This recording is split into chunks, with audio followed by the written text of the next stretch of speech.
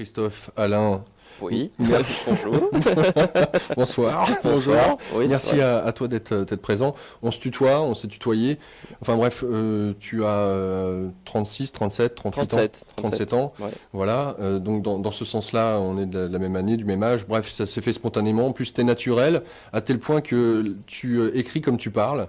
Donc, mais là aussi, et je comprends que ça puisse frustrer ou choquer ou gêner plus d'un qui lit les livres, à savoir quelqu'un qui s'éveille à son troisième œil, on va définir tout ça durant cette nuit, et des perceptions qu'il peut avoir. On se demande tout de suite, bon bah voilà, l'image entre guillemets de celui qui s'éveille à quelque chose de particulier que bon nombre de personnes cherchent. Ça aussi, c'est autre chose dont on aura l'occasion d'aborder. Est-ce qu'il y a nécessité de chercher quelque chose ou pas sur le chemin de Ouais. l'éveil ou de la spiritualité? Mais en tout cas, on a tout le temps des images qui viennent un peu d'Épinal. On imagine celui qui est, entre guillemets, sage, la barbe blanche, un peu à l'image de Dieu, pareil, la même image. Dans ce sens-là, il faut que le phrasé aille avec.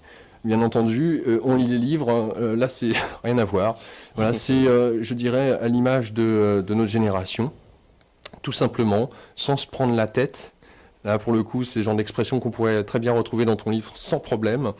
Donc, c'est très spontané, je dirais, la manière dont tu retranscris ces expériences, puisque Journal d'un éveil du troisième œil, 90 expériences d'un autodidacte du spirituel. Donc voilà, c'est des chapitres sous forme d'expériences.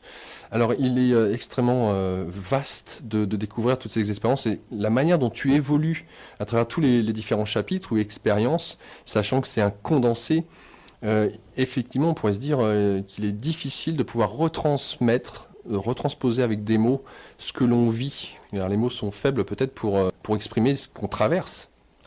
Oui, effectivement, c'est pas si simple que ça, puisqu'on perçoit des choses en fait qui se passent pas déjà en trois dimensions, qui se passent pas forcément de manière rationnelle. Et c'est vrai que bon, bah, ça fait partie de mon talent, en tout cas en termes de don, d'être capable de mettre des mots simples sur des ressentis qui souvent sont très vastes. Voilà. Donc talent entre guillemets, hein, je veux dire, c'est chacun développe sa capacité. Et moi, la mienne est là-dedans. Voilà. Dans l'expression simple de quelque chose de très complexe, en fait, dans mon vécu. La question suivante, lorsque Christelle Seval t'a contacté, comment t'as interprété, comment tu as, sans pour autant interpréter, pris l'idée d'écrire ou de retransposer ce que tu mettais sur ton blog, et bien sous forme de livre? Bah, au départ, j'étais pas très emballé, parce que d'abord, j'étais pas très emballé d'écrire, puisque c'était, au départ, pour moi, c'était l'information d'évolution, c'est-à-dire, bah, il faut partager. Donc, j'avais pas du tout envie de le faire, bien évidemment, puisque quand on est sur une voie d'évolution, ce qu'on voit peut-être pas dans mon livre, c'est on est toujours pris à contre-pied, donc sur les choses qu'on a peur de faire. Et comme moi, j'ai pas un naturel communication facile au départ, déjà retranscrire sur Internet des expériences comme ça, en sachant que, en plus, c'est sous mon vrai nom, puisque c'était l'information, s'il y a un moment, hein, de le faire sous mon vrai nom, c'était pas si simple que ça. Alors en plus de ça, quand quelqu'un propose d'en faire un livre derrière, bah effectivement au départ ça a été oula, déjà que je passe pour un fou sur internet, voilà. Mais bon finalement, ben, je me suis laissé porter, hein, donc Avant, voilà, ça c'est fait. avant de dire oui, tu as rencontré Christelle? Ah non, j'ai écouté le ressenti. Dis-lui, tu peux y aller. Alors je fais d'accord. C'est aussi simple mais je fonctionne comme ça, hein, c'est tellement plus simple et puis tellement plus efficace. L'expérience me l'a prouvé, donc voilà. Oui, c'est que Christophe est quelqu'un qui est connecté en permanence à un réseau haute densité, haut débit. Je veux dire, il est sur l'ADSL connecté à l'invisible. Alors oui, c'est là aussi. Alors, on peut, entre guillemets, peut-être prévenir, dans une certaine mesure, les auditeurs. Il n'est pas impossible ce soir que vous entendiez des choses totalement incroyables, voire surréalistes, qui ont pourtant, en tout cas pour Christophe, une réelle tangibilité, je dirais, une réelle existence. Et ce qui est intéressant, c'est qu'on le perçoit petit à petit tout au fil de tes deux ouvrages, là maintenant tu évolues. Et c'est très intéressant de constater comment ton nouveau monde, ou tes nouveaux mondes, s'ouvrent à toi et de la manière dont cela vient transformer non seulement ce que tu es, en ce que tu étais du moins, et à l'heure actuelle, comment tu touches, tu évolues, tu travailles en communication, en communion avec ces, entre guillemets, différents mondes. C'est déjà une bonne chose de vouloir partager avec un blog ces différentes expériences. Combien de temps après, je dirais, cet éveil de Kundalini, tu as décidé de dire, tiens, allez, on va partager? Alors en fait, comme je disais, c'est pas vraiment moi qui ai pris la décision au départ, c'était plus ou moins une information d'évolution pour moi, dire de me confronter aux autres. Mais ça s'est passé bien, je dirais qu'il s'était passé une bonne dizaine d'années en travail sur soi pour que je commence à partager. Quand C'est-à-dire même. que, ouais, parce qu'en fait, au départ, d'abord, j'ai toujours eu beaucoup de perceptions, donc très vite. C'est pas forcément simple à gérer, ne serait-ce que pour atterrir et puis réussir à intégrer un peu tout ça. Au départ, les perceptions sont trop de la mélasse et c'est un petit peu difficile d'en tirer des choses claires. Donc, mon travail principal, déjà pour pas perdre pied, parce que le, le éveil de Kundalini, la problématique, c'est de ne pas devenir dingo derrière. Hein. C'est pas si simple, hein, avec des grosses perceptions. Donc, ça a été justement de stabiliser le mental, l'émotionnel, pour que je sois capable d'appréhender un certain nombre d'expériences sans perdre complètement pied, quoi, tout simplement. L'avantage, c'est que dès le départ, j'ai été la part qui a provoqué cet éveil-là était toujours présente, et les informations, même si avec le temps elles sont devenues extrêmement claires, même si là elles étaient un peu décalées, pas forcément très claires au départ, elles ont toujours été dans le sens de travail sur soi, de m'obliger à me recentrer et de travailler sur moi pour me stabiliser, pas chercher autre chose. Voilà. Est-ce que tu pourrais nous dire, Christophe, quel genre de personne tu étais avant cette expérience? Alors, pour resituer dans le temps, cette montée de Kundalini, elle t'est arrivée, tu avais quel âge? Alors, à chaque fois, j'essaie de me rappeler, je ne tombe pas forcément juste, mais ça devait être vers les 23-24 ans dans ces eaux-là. Alors, voilà, juste avant donc cette montée de Kundalini à l'âge de 23 ans, on va dire, pour Ouais. faire simple, quel genre d'homme, de jeune homme tu étais ou quel type d'adolescent? Comment est-ce que avec le recul, tu te définissais? Alors, déjà, j'arrivais pas à communiquer. C'est-à-dire qu'une communication à plus de 2 personnes, c'était quasiment impossible pour moi. Donc, il y avait un côté très autiste. Hein. Je faisais que de l'informatique, en fait. C'était plus Programmeur? simple. Donc, voilà. Ensuite, j'ai toujours une vision très négative du monde. Donc, très égocentrique. Bon, j'ai toujours un puissant ego, c'est une chose. Mais à cette époque-là, vraiment, ça allait très loin. Euh, la première chose que moi je vois, j'ai une vision négative au départ, donc je vois tout ce qui va pas. Je vois pas ce qui va. Et si j'ai commencé à méditer, c'est parce que je voyais pas comment j'allais pouvoir rentrer dans la vie en étant aussi incapable de communiquer. Et voilà. Donc c'était vraiment une catastrophe. Hein. Si l'éveil de Kundalini, je pense que c'était la dernière chance avant le reboot système complet, on va dire, dire on va ailleurs parce que ça marche pas. Mais Ah oui, c'était à peu près à ça. ce point-là. On peut dire que tu étais un jeune qui n'était pas spécialement heureux dans ta vie si tu voyais tout en négatif? Euh, disons que ce que je me suis aperçu après avec le temps, c'est que j'avais un fond autiste très puissant. Enfin, très puissant. Non. J'avais un fond autiste très compensé, mais qui était bien présent et qui m'interdisait la communication avec les gens. Donc, je ne pouvais même pas ouvrir la bouche pour parler. Hein. Je veux dire, faut remettre les choses dans l'ordre. Je ne pouvais pas ouvrir la bouche.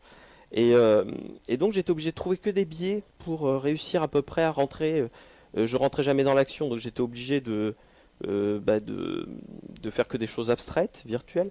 Enfin, c'était vraiment très difficile. J'avais un planning très précis. Ça, c'était mon côté. Si je sortais de mon planning ou de mes habitudes, c'était la catastrophe. Voilà, donc je voyais pas vraiment. Et puis, j'avais aucun intérêt vraiment à ce moment-là pour rentrer dans la vie, quoi. Pour le genre Ça marchait humain? pas. L'humain, il m'a fallu longtemps pour réaliser à quel point j'étais. En plus, pour moi, le monde a toujours été très désincarné. Sauf que c'était pas tangible à ce moment-là. J'étais juste très dans la lune. L'humain, j'avais beaucoup de mal. Voilà. Ça passait pas. À cause de ce côté autiste, hein, tout simplement. Même s'il était compensé, il était là, et ça fait une distance avec l'autre qui est un mur, quoi.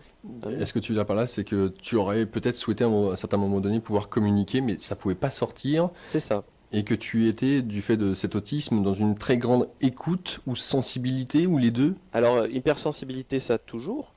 J'ai toujours fonctionné sur un côté de toute façon un peu médium, mais je le percevais pas comme ça. C'est-à-dire que pour moi, j'avais besoin d'une information, je l'avais. Je voyais beaucoup de choses, mais pas tangible. C'est-à-dire que juste ça me semblait évident que la personne avait mentait ou ne mentait pas, voilà. Mais ça allait pas plus loin que ça. C'était des choses comme ça. Euh, voilà, mais je voyais vraiment que le négatif de tout. C'est ça, hein, au départ. Alors, Beaucoup dans la peur. alors comment est-ce qu'on fait justement quand on a le sentiment...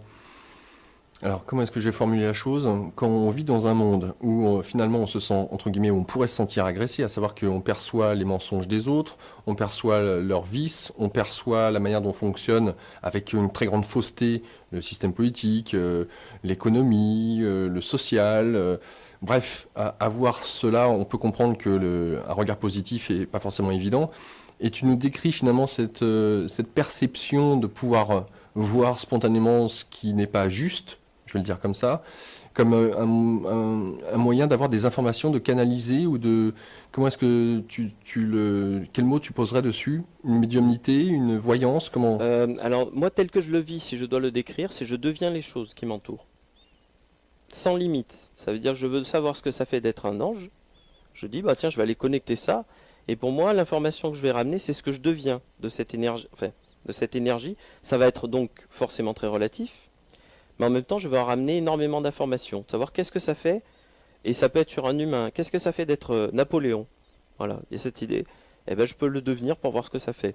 Donc c'est quelque chose qui pour moi passe beaucoup par le toucher, par le fait qu'il n'y ait pas de séparation avec le reste. Je deviens autre chose pour voir.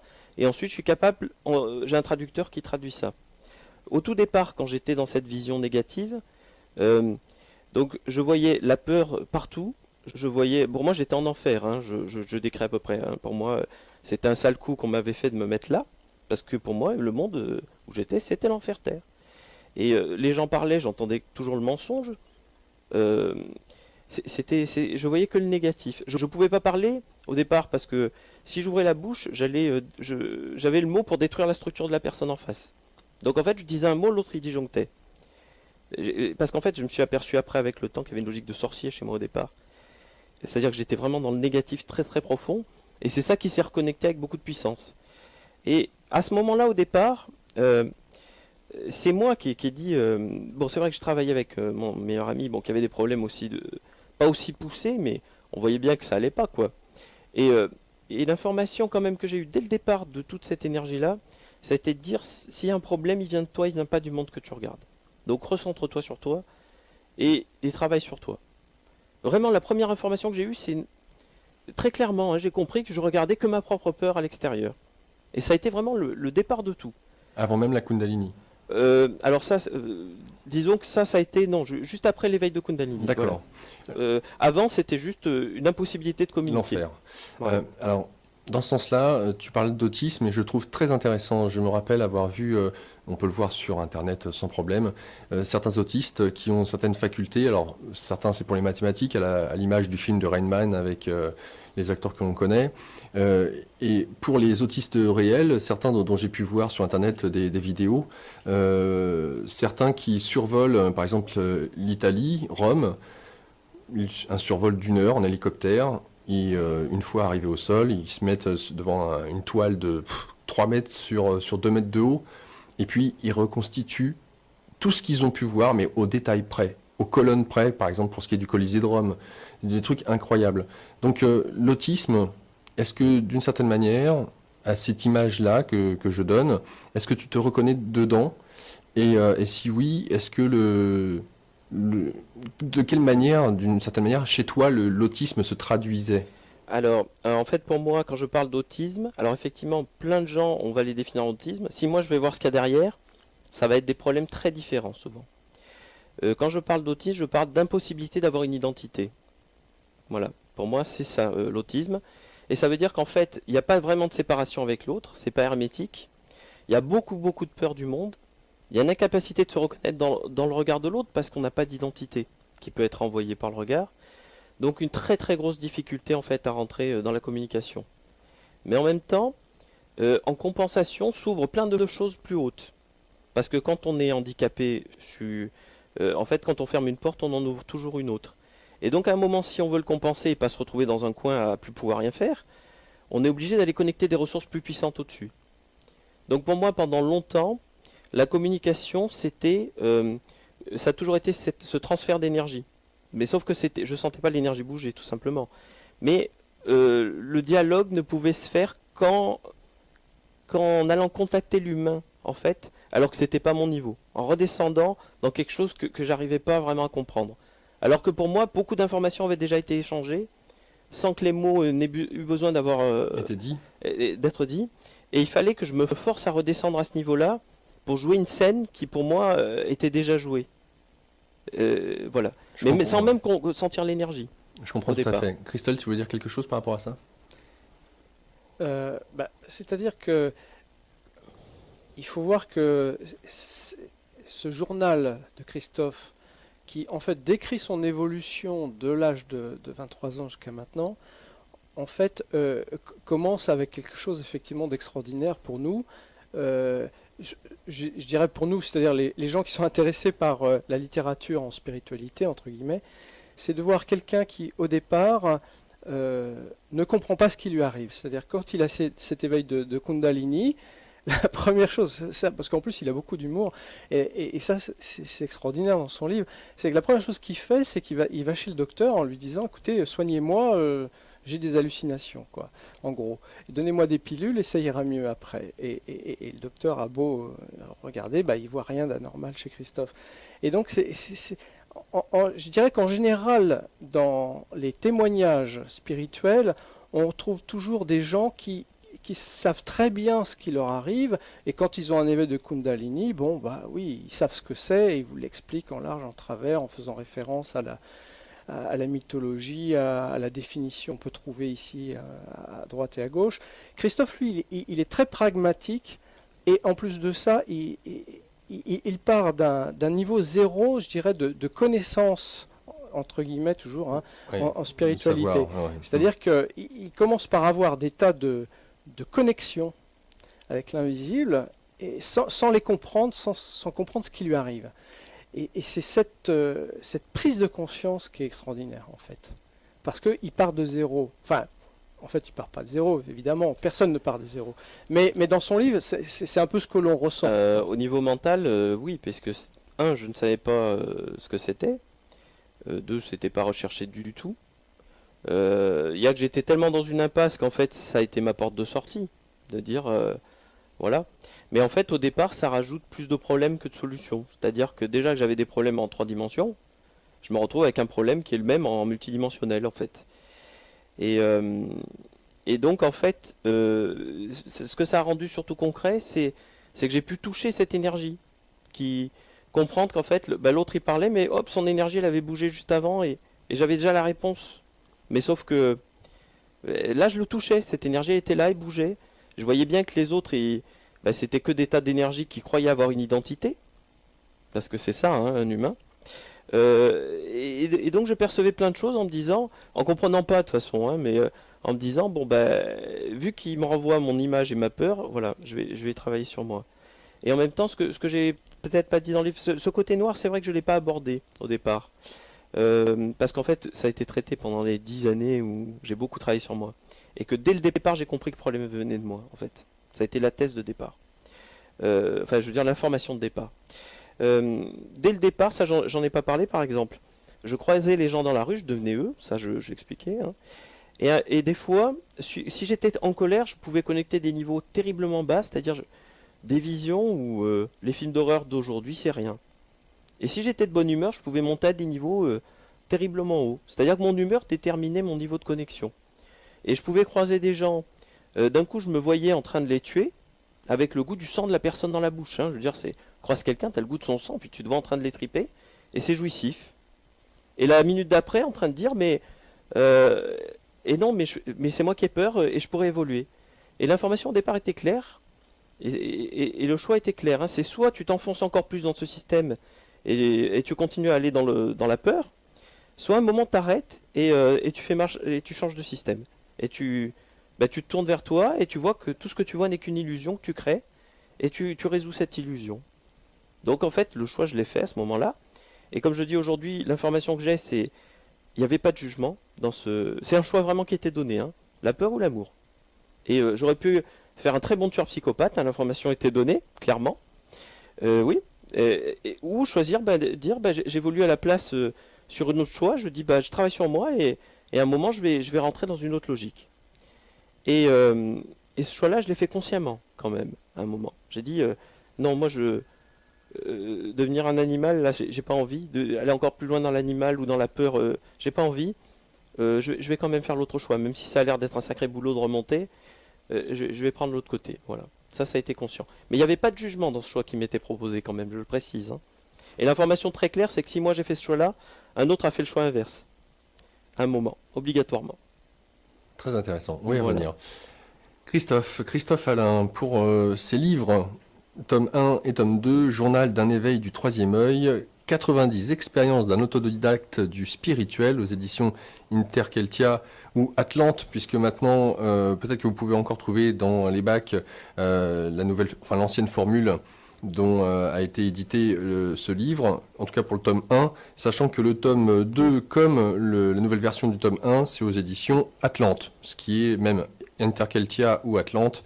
Journal d'un éveil du troisième œil, tome 2, Esprit et monde spirituel. Ça, c'est pour le tome 2. Bref, ce soir, nous allons parler des deux, ou de rien. Parce que finalement, De tout et rien. c'est très vaste. Alors, on va essayer de redonner un petit peu de logique, entre guillemets, pour les auditeurs qui nous écoutent. Lorsque, avant même que tu aies cet éveil de Kundalini, puisque Christelle a insisté là-dessus, il l'a bien fait, pas nécessaire d'avoir une culture, on va parler de culture, donc d'un savoir encyclopédique sur des livres qui parlent d'ésotérisme, de mysticisme, de spiritualité, de méditation, ou que sais-je encore, mais tout simplement, peut-être en tout cas pour toi, quelle a été ta base de départ? Parce qu'on commence le premier tome avec ton désir, avec un ami, Pascal, qu'on retrouvera tout au long des deux ouvrages, un désir d'expérimenter des états d'être. Ouais. Tout simplement. On apprend au fil du temps que tu as eu l'occasion d'aborder des arts martiaux, du yoga, que tu as eu l'occasion d'apprendre, ou en tout cas de voir à travers des livres, la méditation. Encore faudrait-il savoir ce qu'est la méditation avant même cet éveil de Kundalini. Donc j'aimerais que tu nous définisses un petit peu l'état d'être, l'état d'esprit, ce que tu savais ou ce que tu recherchais avant cela, avant cet éveil de Kundalini. Alors avant, je cherchais absolument rien, hein. C'est ça c'est-à-dire qu'arts martiaux, j'en faisais parce que dans ma famille on fait des arts martiaux. Donc j'en ai fait une certaine période en sachant que j'ai toujours été très très mauvais, voire puisque j'étais toujours très feignant. Donc en fait, j'ai jamais fait à très haut niveau. Méditation, c'est ma mère, ça lui avait pété d'aller faire du yoga, puis elle m'avait traîné à son cours de yoga à 15 ou 16 ans. Donc en fait, autant dire que j'en avais pas grand-chose à faire. Mais bon, voilà, ça lui faisait plaisir, voilà. Puis on regardait ce pont au plafond, c'était amusant. Voilà. Donc c'est juste à travers le yoga que vous avez, entre guillemets, on vous a appris, tenez, pour méditer, fixer un point. Puis, un cours de yoga quelconque au fond d'une arrière-salle avec un petit prof, voilà, hein, et qui nous dit, il faut fixer un point au plafond et laisser passer les pensées. Et, voilà, le kit il est là. Voilà, et tout démarre de là. Ouais. Alors ce qui est intéressant, c'est que tu ne peux pas dormir sur le ventre, enfin que tu ne peux que dormir sur le ventre, je ne sais pas si c'est encore le cas maintenant. C'est plus le cas maintenant, c'est bizarrement à ce moment-là, mais peut-être aussi ça a été la réponse à, comme je le disais, à beaucoup de problèmes, donc forcément à un moment, on obtient les ressources dont on a besoin pour évoluer. Mais c'est vrai qu'à ce moment, pour une raison que je ne comprenais pas, je ne pouvais pas dormir sur le dos, et je pouvais rester 4 heures à regarder ce point, hein, sans le moindre difficulté. Alors c'est ce que tu as fait, et c'est ça qui est assez fascinant, parce que faut quand même le faire. Alors, imaginez, pour tous ceux et celles qui se disent pratiquants, quelqu'un qui, à 20h le soir, après manger, voire s'il mange, décide d'aller dans sa chambre le plus rapidement possible pour se mettre s'allonger sur son lit, regarder un point fixe au plafond, sans bouger les sourcils, et cela pendant 4 heures, pendant 6 mois. Voilà. Donc faites un petit peu le topo, imaginez ça, et d'y prendre plaisir. Pendant 4 heures, d'observer ce point, d'observer les pensées, d'observer les sensations du corps. Bref, voilà. Alors, qu'est-ce qui était jouissif à travers, parce qu'il faut quand même en vouloir, hein. Il y en a certains qui se disent très feignants et se disent, putain, méditer, c'est dur, hein. En fait, ce qui s'est passé, c'est qu'à ce moment-là, d'un coup, les ressources ont été là parce que ça a été la solution, apparemment. Donc, en fait, quand on est dans la solution, on connecte toujours la bonne ressource. Et j'étais là, je regardais mon point. Au bout d'un quart d'heure, c'est psychédélique, hein. Il y avait des petites lumières qui apparaissaient partout, donc c'était rigolo au départ, ça m'amusait. Et surtout, comme ça faisait blabla, blabla, blabla dans ma tête tout le temps, là ça se calmait, ça doucement. Puis après, j'avais les larmes qui coulaient, moi je trouvais ça amusant. Puis surtout, ça m'évacuait des trucs, alors c'était très agréable aussi. Et puis, bon, au bout d'un moment, c'est vraiment, si je décris bien, je crois, le point, ça devenait d'abord, je voyais des espèces de vagues qui partaient du point. Ça, c'était au bout d'une heure quand même, hein, ça fait un certain temps. Et avec de la lumière partout. Et si je restais jusqu'à 3 heures, après, ça faisait un espèce de tunnel en 3 dimensions, ça. C'est-à-dire que vraiment, il y a une espèce de montée en puissance qui se fait dans le temps. Et en fait, le corps disparaît au bout d'une demi-heure à peu près, hein. Donc on est vraiment bien parce qu'il n'y a plus de corps. Et il y a une logique d'accélération, on se sent accéléré très vite sur le lit, donc c'est super trippant quoi. Je suis sur mon lit, je suis bien, je suis détendu, je regarde ces espèces de trucs psychédéliques, et en même temps je me sens accéléré à une vitesse phénoménale, sans savoir où. Donc en fait c'était juste un trip, hein. Sûrement qu'il y en a en fumant, bon bah ils font pareil, sauf que là, bah, moi c'était beaucoup moins cher, je regardais juste mon poing. Non mais c'est vrai, hein, et j'étais bien, et c'était la réponse parce que justement tout le reste m'emmerdait, et que justement j'avais cette peur d'entrer dans la vie, et toutes les raisons qui font sûrement que des gens prennent de la drogue, sauf que moi j'avais pas besoin de drogue, et je regardais un point. Donc c'était aussi simple que ça, hein, aucune recherche à part le bien-être, juste d'être là et de faire ça. Tu étais chez tes parents, tu vivais chez tes parents à ce moment-là? Oui, oui, oui, bien sûr, je vivais chez mes parents. Donc, de cet exercice, donc à fixer un point tous les soirs durant 4 heures pendant 6 mois, au bout du 6e mois, qu'est-ce qui se passe? Voilà, donc c'est là que bah, d'un coup, donc comme je décris, vraiment, donc dans ce trip-là, il faut se voir dans le trip on est, hein. On est là, on accélère très vite, il y a des trucs psychédéliques partout, mais on s'en soucie même plus au bout de 6 mois, hein, c'est normal. Et donc, bah voilà, les joues, en fait, il y a les larmes, elles sèchent sur les joues. Ça fait des espèces de croûtes. Et ben c'est assez rigolo, quoi, hein, au bout d'un moment. Et on est dans ce truc-là, bon, habitué. Puis d'un coup, je me vois une putain de lumière. Enfin, putain de lumière, pardon, hein, Il n'y a pas de mais souci. je suis un peu nature comme ça, moi. Tout à hein, fait, là-dessus, à pardon. l'image des livres. Mais c'est vraiment ça, c'est cette lumière. Et je dis, mais elle est où? Parce qu'elle est énorme, je la vois. Et donc, je louche vraiment pour regarder, parce que c'était quelque part par là. Et quand je dis centrale nucléaire, il n'y a pas d'autre mot. C'est d'un coup, on explose, quoi. C'est la jouissance à l'état pur qui se répand, mais la jouissance telle que jamais connue, hein, chez l'humain, de bas en haut. Et moi, ce que je me rappelle vraiment avec clarté, c'est de sentir tous ces petits fils électriques qui se branchaient partout. Parce qu'aujourd'hui, je dirais, c'est les nadis en fait que je sentais. Mais à ce moment-là, je savais même pas ce que c'était. Plein de fils électriques à l'infini qui se branchaient. Et moi, je devenais plus que de l'énergie pure, sans forme, dans la jouissance, quoi. Le top. Bon, sauf que, bon, en plus, je brûlais. Alors, normalement, c'était une sensation de brûlure. Je pense pas que chez l'humain ça existe, sauf quand on est dans un four crématoire. Sauf que là, bah, bizarrement, ça posait pas de problème. Donc, vraiment, une jouissance désincarnée, une sensation bien plus forte qu'une sensation ordinaire dans la matière. Mais en même temps, bon, bah, qui se faisait. Et sur le coup, c'était tellement jouissif que, bon, bah, voilà, on se laisse complètement emporter. Bon, voilà. Et voilà. Et alors, le lendemain, ou je sais pas si tu t'endors d'ailleurs, est-ce qu'on peut s'endormir après une expérience Eh comme ben, ça? c'est très difficile parce qu'en fait, justement, on se met à sentir. En fait, moi, j'étais devenu plus qu'un follow d'énergie, mais en même temps, j'ai commencé à flipper quand même au bout d'à peu près 3 quarts d'heure. Je dis quand même, c'était sympa parce que j'étais habitué à avoir des trucs psychédéliques. Faut le remettre dans le contexte, hein. Donc je disais, c'est juste une bizarrerie de plus, quoi. Sauf que ça s'arrêtait pas. Alors je dis bon, demain ça va se calmer. Enfin, je vais dormir. Donc du coup, je me tournais sur le ventre pour dormir. Donc je me tourne sur le ventre, je réussis à peu près à m'endormir. Et puis c'est le lendemain que j'ai flippé grave quand même. Parce que j'étais toujours dans le même état, sauf que je brûlais plus, c'était l'avantage. Par contre, bah là j'étais vraiment bien désincarné, hein. C'est-à-dire qu'en fait je débordais de partout, hein. J'étais à 20 cm, 30 cm, 40 cm du corps en sensation. Je nageais dans un océan d'énergie. Et puis, donc vraiment, voilà. Et je marchais, puis ça brûlait, des fois c'était froid par terre. Enfin, je sentais en fait plein de courants d'énergie qu'il y avait partout, hein, mais je comprenais pas ce que c'était. Moi, je nageais dans l'océan.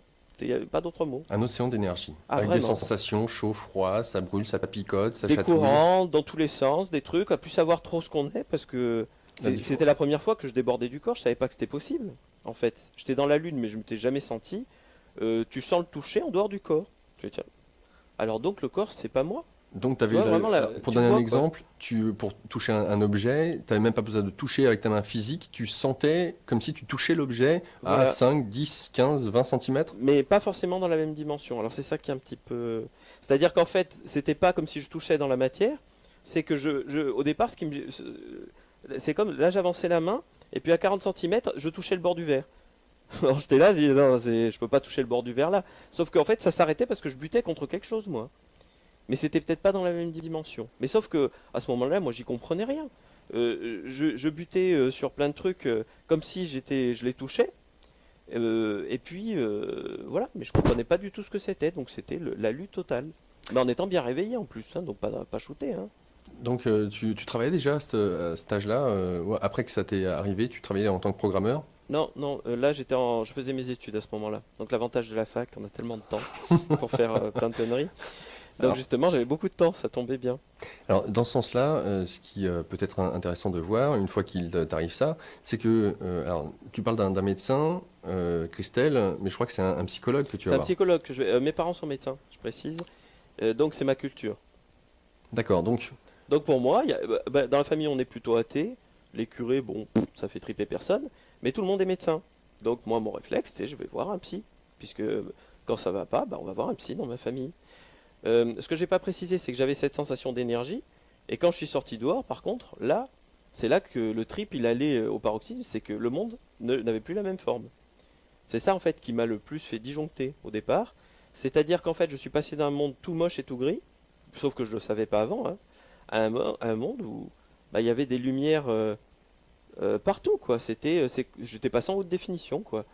Et en plus, j'avais le mental qui disjonctait. C'est-à-dire qu'en fait, mon cerveau, il comparait les images. C'était la même rue, mais vraiment, c'était en HD, quoi. Donc lui, il comparait l'image toute pourrie d'avant et celle-là, et ça bloquait dans ma tête. Je sentais ça coinçait. Non, c'est le même endroit, mais c'est pas le même. D'accord. Et vraiment, le bad trip, quoi, complètement. Mais surtout, c'était jouissif, c'était devenu tellement beau. alors qu'est-ce qui était beau, puisque quand tu dis c'est pas le même, qu'il était moche avant, Et ben maintenant, je peux bien le définir avec des mots, puisque oui, je l'ai maintenant, compris ce que ça oui. correspondait. Les couleurs étaient devenues beaucoup plus puissantes, simplement parce qu'il y avait eu un nettoyage. La Kundalini avait cramé plein de problèmes dans le corps émotionnel. Donc au lieu que le monde soit tout gris, et ben, quand on nettoie le corps émotionnel, le monde, les couleurs reprennent leur puissance, et la jouissance qu'elles inspirent rien qu'en les regardant. C'est-à-dire que la couleur par elle-même est une jouissance et une puissance qui se répand en nous, rien qu'à la regarder. Et en plus de ça, comme il y avait aussi des schémas mentaux qui avaient sauté derrière, le monde avait pris du contraste, parce que quand on travaille, on nettoie le mental, le contraste devient beaucoup plus puissant. Donc en fait, au lieu d'être sur un truc peu contrasté, le monde a tellement de profondeur en plus, avec des couleurs qui sont une jouissance à regarder, on est au paradis. Alors qu'en fait, qu'est-ce qui s'est passé? C'est notre perception du monde qui a été nettoyée, tout simplement. Sauf que comme ça s'est fait d'un coup avec la Kundalini, on fait un saut d'un monde dans un autre, quoi. Il n'y a pas d'autre mot. Sans compter toute l'énergie. Puis en plus, effectivement, je croisais les gens. Là, je devenais les gens. Là, c'était vraiment. Puis je les buvais, j'avais leur goût. Là, c'était dans le sens de leur Oui. énergie unique. C'était Oui. vraiment. T'as mis un certain temps avant de saisir, de comprendre que toutes ces pensées, aussi sombres soient-elles que aussi bénéfiques, ne venaient pas forcément de toi. Alors, c'est ce qui s'est passé à ce moment-là, c'est ce qui était le contraste. C'est que d'un coup, je m'apercevais que le monde était devenu fabuleusement beau, alors qu'avant, il était tout moche. Donc déjà, moi j'avais cette expérience-là, de dire mais le monde n'est pas solide, ça n'est qu'une image que je vois, et qui peut changer de forme en plus.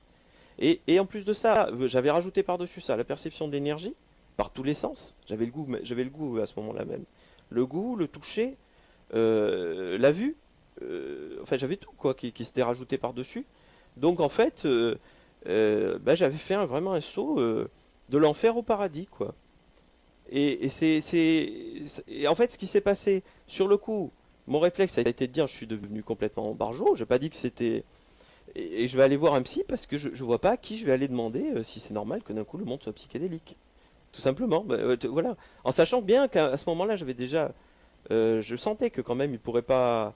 Mais il fallait que j'essaye, c'était ma culture. Donc.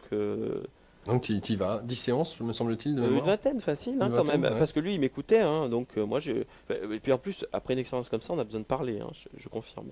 Et ça tombait bien, moi, le psy, j'y arrivais. Parce que justement, c'était la culture médecine. Et je pouvais très difficilement parler à beaucoup, mais à deux, ça passait à peu près. Et en plus, chez le psy, ça touchait bien les bons circuits. J'arrivais à communiquer, donc c'était blabla. Et voilà. Donc le gars, bon. Et Écoutez. il y a une anecdote chez le psy, je m'en souviens, c'est que Oui.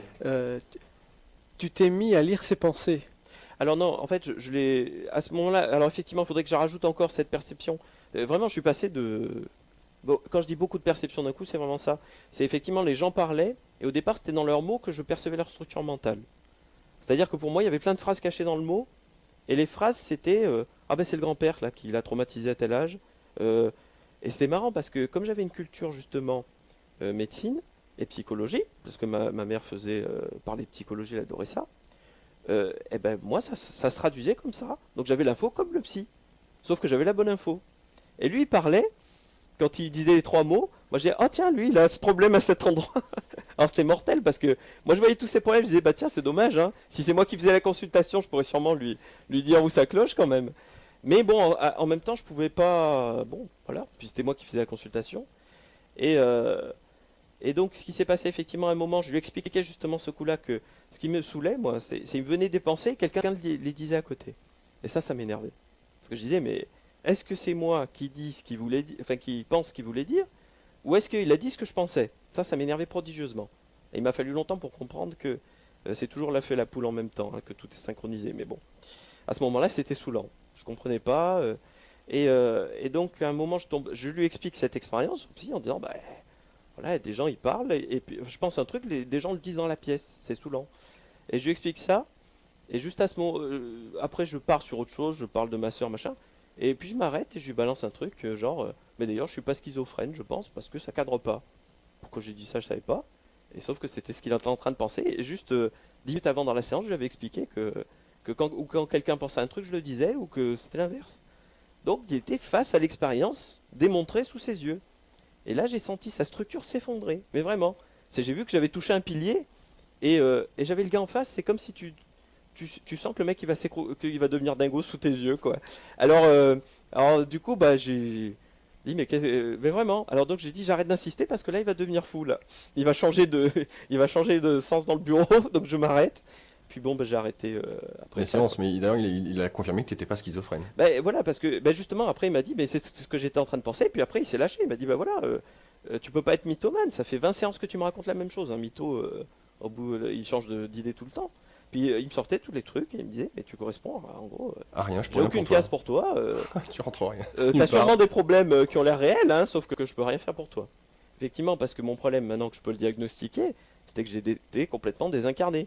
Sauf que c'est pas un psychologue qui va, ou un médecin, ou un psychiatre qui va aller te dire que tu as un problème de désincarnation sévère. Alors, on peut justement, là d'ailleurs, ça sera un bon point pour la suite. Qu'est-ce que quelqu'un de désincarné? Alors, après on peut le tourner dans plein de sens, hein. Mais si je vais au plus simple, on est bien d'accord on est en train de regarder un film. Notre réalité, enfin, ce qu'on appelle notre Chacun réalité. dans son petit monde à lui. Ça, c'est une assurance. C'est-à-dire que c'est un jeu en réseau. Chacun est sur son ordinateur à lui, donc son monde à lui. Chacun est dans sa salle de cinéma personnelle. Il y a des liens, mais ils ne sont pas au niveau qu'on croit, ils sont à des niveaux très hauts. Au centre, on a une étincelle divine, la seule chose qui soit réelle, en fait. Quand tu dis au centre, c'est vraiment le centre C'est le chakra du centre. cœur. C'est C'est peut-être. ce que tu appelles le centre, parce que tu as pointé en même temps Ouais, avec le doigt. sauf que chakra du cœur, c'est en 3 dimensions. Peut-être que c'est un niveau dimensionnel tellement haut qu'en fait, c'est le centre de l'univers qu'il y a là. Mais ça, c'est très compliqué à l'expliquer comme ça. C'est à un certain niveau dimensionnel, tout l'univers est à l'intérieur de nous. Et en fait, là, je parle du centre de l'univers, en fait. Sauf que c'est juste une étincelle. Quand on le perçoit à un niveau dimensionnel très haut, c'est un très gros soleil, en fait. Donc c'est en fait cette étincelle divine qui projette tout le reste, qui projette le film autour. Notre réalité, ce qu'on Notre appelle réalité notre en 3 réalité. dimensions. Donc on est au cinéma en 3 dimensions, projeté à partir du centre. Même le corps est une projection. Quand on est bien incarné, le but du jeu, c'est quand même, parce que notre nature, alors ça je suis obligé quand même de l'expliquer, elle n'est que vacuité, c'est-à-dire que nous, qu'est-ce qu'on est? On n'est rien. Sauf que ce rien-là, il est peut-être beaucoup de choses. Mais donc on a besoin de rien en soi. On est des êtres totalement sans forme et totalement omnipotents au départ. Et à un moment, si on descend dans un film, si déjà on se projette un film dans la salle de cinéma et qu'on descend dedans, c'est pour s'amuser dans ce film. Donc à un moment, on va s'incarner dans un corps, même si c'est bon, voilà. On va se limiter, on va dire tiens, je suis que le corps, puis je dépasse pas du film, je vais pas aller dépasser sur les meubles parce que sinon c'est pas amusant. Je vais être qu'un seul personnage. Et je vais en plus rentrer dans un ressenti physique de ce corps qui passe par des sens qui vont être construits de manière relative. Est-ce qu'on peut parler d'un avatar? Un peu comme C'est pire que ça. C'est-à-dire qu'en fait, c'est pas un avatar, on crée le tout. On est le tout, en fait. On fait juste semblant d'être qu'un petit bout. Parce qu'avatar, il y a une logique de projeter quelque chose. Et là, non, on descend dans quelque chose, on fait semblant d'être un bout du film. Et en plus de ça, on construit des perceptions par des sens humains qui ne sont qu'une construction de lumière. Donc notre esprit humain n'est qu'une construction de lumière lui aussi. et qui sert à s'expérimenter de manière relative. Parce que notre nature est infinie au départ. Elle ne peut pas être finie. Donc elle se contente de... Donc elle descend dans cette logique-là. Donc quand on parle d'incarnation, un humain, c'est quelqu'un qui est connecté au ciel et qui est connecté à la terre. Donc à la pulsion de mort en haut et à la pulsion de vie en bas. Quand cet équilibre est bon, on est bien incarné. Quand en fait le bas est plus puissant que le haut ou suffisamment puissant. S'il y a une connexion trop puissante à la pulsion de mort, donc au monde spirituel, et pas assez puissante en bas, on va commencer à se désincarner. C'est-à-dire qu'en fait, on va commencer à perdre les sensations et la jouissance parce que c'est la jouissance de la vie. Donc on va prendre de la distance et par contre accéder à la connaissance, parce qu'en haut, dans le monde spirituel, il y a toutes les connaissances. Il n'y a pas la jouissance, mais il y a la connaissance. Donc voilà. Et on va être dans un certain plaisir énergétique qui peut aller très loin, hein, mais qui est d'une très grande douceur en plus, hein, parce que le monde, c'est très doux la mort. Hein, mais c'est en même temps, ça n'a rien à voir avec la jouissance de la vie elle-même. Voilà, c'est deux choses très profondément différentes. Et l'humain doit se tenir entre les deux, entre un mélange de cette jouissance d'être, d'exister, et puis de cette connaissance de lui-même. Voilà. Donc s'il y a un déséquilibre, on va se désincarner. Et beaucoup de gens, par exemple, vont avoir un souci, genre je vois le monde à partir au-dessus de ma tête, par exemple. Mais ça, ils vont pas aller le dire à un médecin. Ça, c'est les gens, c'est ceux qui viennent chez moi pour me dire, bah voilà, là, effectivement, on peut regarder le degré d'incarnation de la personne et voir si on peut faire quelque chose ou non. Après, ça dépend, parce que la personne a le libre arbitre. Si elle est dans cet état, c'est que c'est une expérience. Voilà. Et après, mais on peut des fois l'aider à réintégrer un petit peu la matière, quoi, hein, en trouvant ce qui fait qu'elle a fui la matière, en fait. Alors, ce dont tu viens de parler était nécessaire, mais on aura l'occasion d'y revenir et beaucoup plus en profondeur sur finalement ce que nous sommes et comment on fonctionne dans ce grand jeu qui est la vie. Et puis des dimensions, bref, de tout et de rien. Cela étant dit, de cette expérience, puisque tu as un ami, Pascal, avec qui tu partages ce trip de pointer un point au plafond, de faire ces expériences comme ça, quand il t'arrive cette montée de Kundalini, où ton monde change, tu lui en fais part, j'imagine. Alors ce qui se passe en fait, c'est que lui, il médite pas du tout, hein. S'il regarde un point 3 secondes, il ronfle la quatrième seconde à peu près. Donc en fait, lui, il fonctionnait pas comme ça trop au départ. Il se trouve qu'il a quand même un ressenti énergétique. Donc moi, c'est ce qui m'a rassuré au départ, c'est quand je parle avec lui, je dis tiens, moi je ressens plein de fumée qui monte du sol. Bon, à ce moment-là, c'était sûrement les nœuds de je sais pas quoi, hein. Parce qu'on a plein des trucs qui montent du sol. Et je dis tiens, regarde, là, moi je peux toucher ça. Et lui, il touche, il me dit ouais, effectivement, c'est là. Après, je lui dis, bah tiens, vas-y. Et puis lui, il touche ailleurs, il dit, tiens, il y en a un là. Et je touche, ah ouais, il y est. Et là, déjà, atterrissage. Je dis, je suis pas en train de délirer complètement, il y en a un autre qui voit comme moi. Donc ça m'a fait un bien fou. Ah oui, parce que sinon, c'était quand même tout seul. c'est bien sympa, mais je suis tout seul dans mon trip. Ça va être dur de partager avec quelqu'un. Et là, vraiment bien. Puis après, il s'est avéré que lui, il avait un peu les mêmes peurs que moi. Il voulait travailler sur lui aussi. C'est bien fait, hein, on rencontre les gens qui conviennent, hein. Et surtout, lui, il était vraiment très très bon médium au départ. Dans le sens, pas médium clairvoyant, mais dans le sens avoir l'information. Alors que moi, au départ, j'étais dans cette mélasse. Des fois, je me retrouvais avec un soleil dans la tête, tellement je connectais des tubes, puis j'avais plein de trucs. Et le lendemain, je me levais, je disais, tiens, ça serait bien d'aller faire tel truc. Sauf qu'au départ, je me suis trouvé super intelligent, hein. Ou alors, je disais, tiens, cette nuit, j'ai pensé qu'il fallait faire ça. Puis j'ouvrais un livre et il y en a un autre qui disait pareil. Un truc de spiritualité, monsieur truc, je comprenais même pas ce qu'il racontait. Mais il disait, tiens, c'est marrant, ça, cette nuit j'en ai rêvé qu'il fallait faire ça. Donc ça me paraissait intéressant. Il y en a un qui dit comme moi, en fait. Ah oui, parce que j'ai beaucoup d'ego au départ. Il disait, c'est tiens, j'ai plein de super idées qui arrivent, je suis super intelligent. Sauf que je les avais pas lues, donc au départ, je disais, tiens, c'est bizarre, il y a plein de gens qui disent comme moi, c'est rigolo. Alors justement, tu décides en même temps, puisque le psy, pas de réponse. Voilà. Pascal, il confirme certaines choses sur le domaine énergétique. Ouais. Tu décides d'aller à une librairie et puis de prendre toutes sortes de bouquins pour essayer de peut-être saisir, comprendre. Enfin, tu sais pas, finalement, ça te paraît être la porte qui pourrait t'expliquer quelque chose. Voilà, c'est-à-dire qu'à ce moment-là, moi, j'allais plus en cours, hein, on comprend bien, là, de toute façon, j'étais complètement halluciné. Je me disais, mais j'étais transporté entre... vraiment, je disais, tiens, il y a une porte fabuleuse qui s'ouvre à moi, ça veut dire que personne ne comprend rien au monde, Ce qu'on m'a enseigné, je veux dire, dans ma famille, on m'a enseigné que, voilà. Et là, il faut quand même que j'explore ça, parce que c'est quand même une portée énorme. Donc le reste, j'en ai un peu rien à faire, je m'occupe que de ça. Et donc mon idée au départ, c'est de dire, tiens, je vais aller voir le rayon ésotérique, parce que bah, moi, chaque fois, je rigolais, je disais, ils ont fumé la moquette, les gars. Et là, je disais, bon, bah ça va, vu que maintenant, moi aussi, j'ai fait fumer la moquette, je dois pouvoir aller lire comme eux, a priori. Et en fait, moi, je disais, ce qui m'intéressait, c'était pas du tout le livre de Morachma, machin, c'était le témoignage de Dupont, tout simplement. Je disais, tiens, Dupont, machin. Et donc, c'était des livres totalement anodins, hein, que certainement personne n'a jamais lu. Sauf que moi, j'étais attiré vers ceux où les gens, ils racontaient vraiment des expériences, en fait, bizarrement. Et j'ouvrais le truc, et le gars, il comprenait rien à ce qui lui était arrivé. Mais par contre, moi, quand je lisais le truc,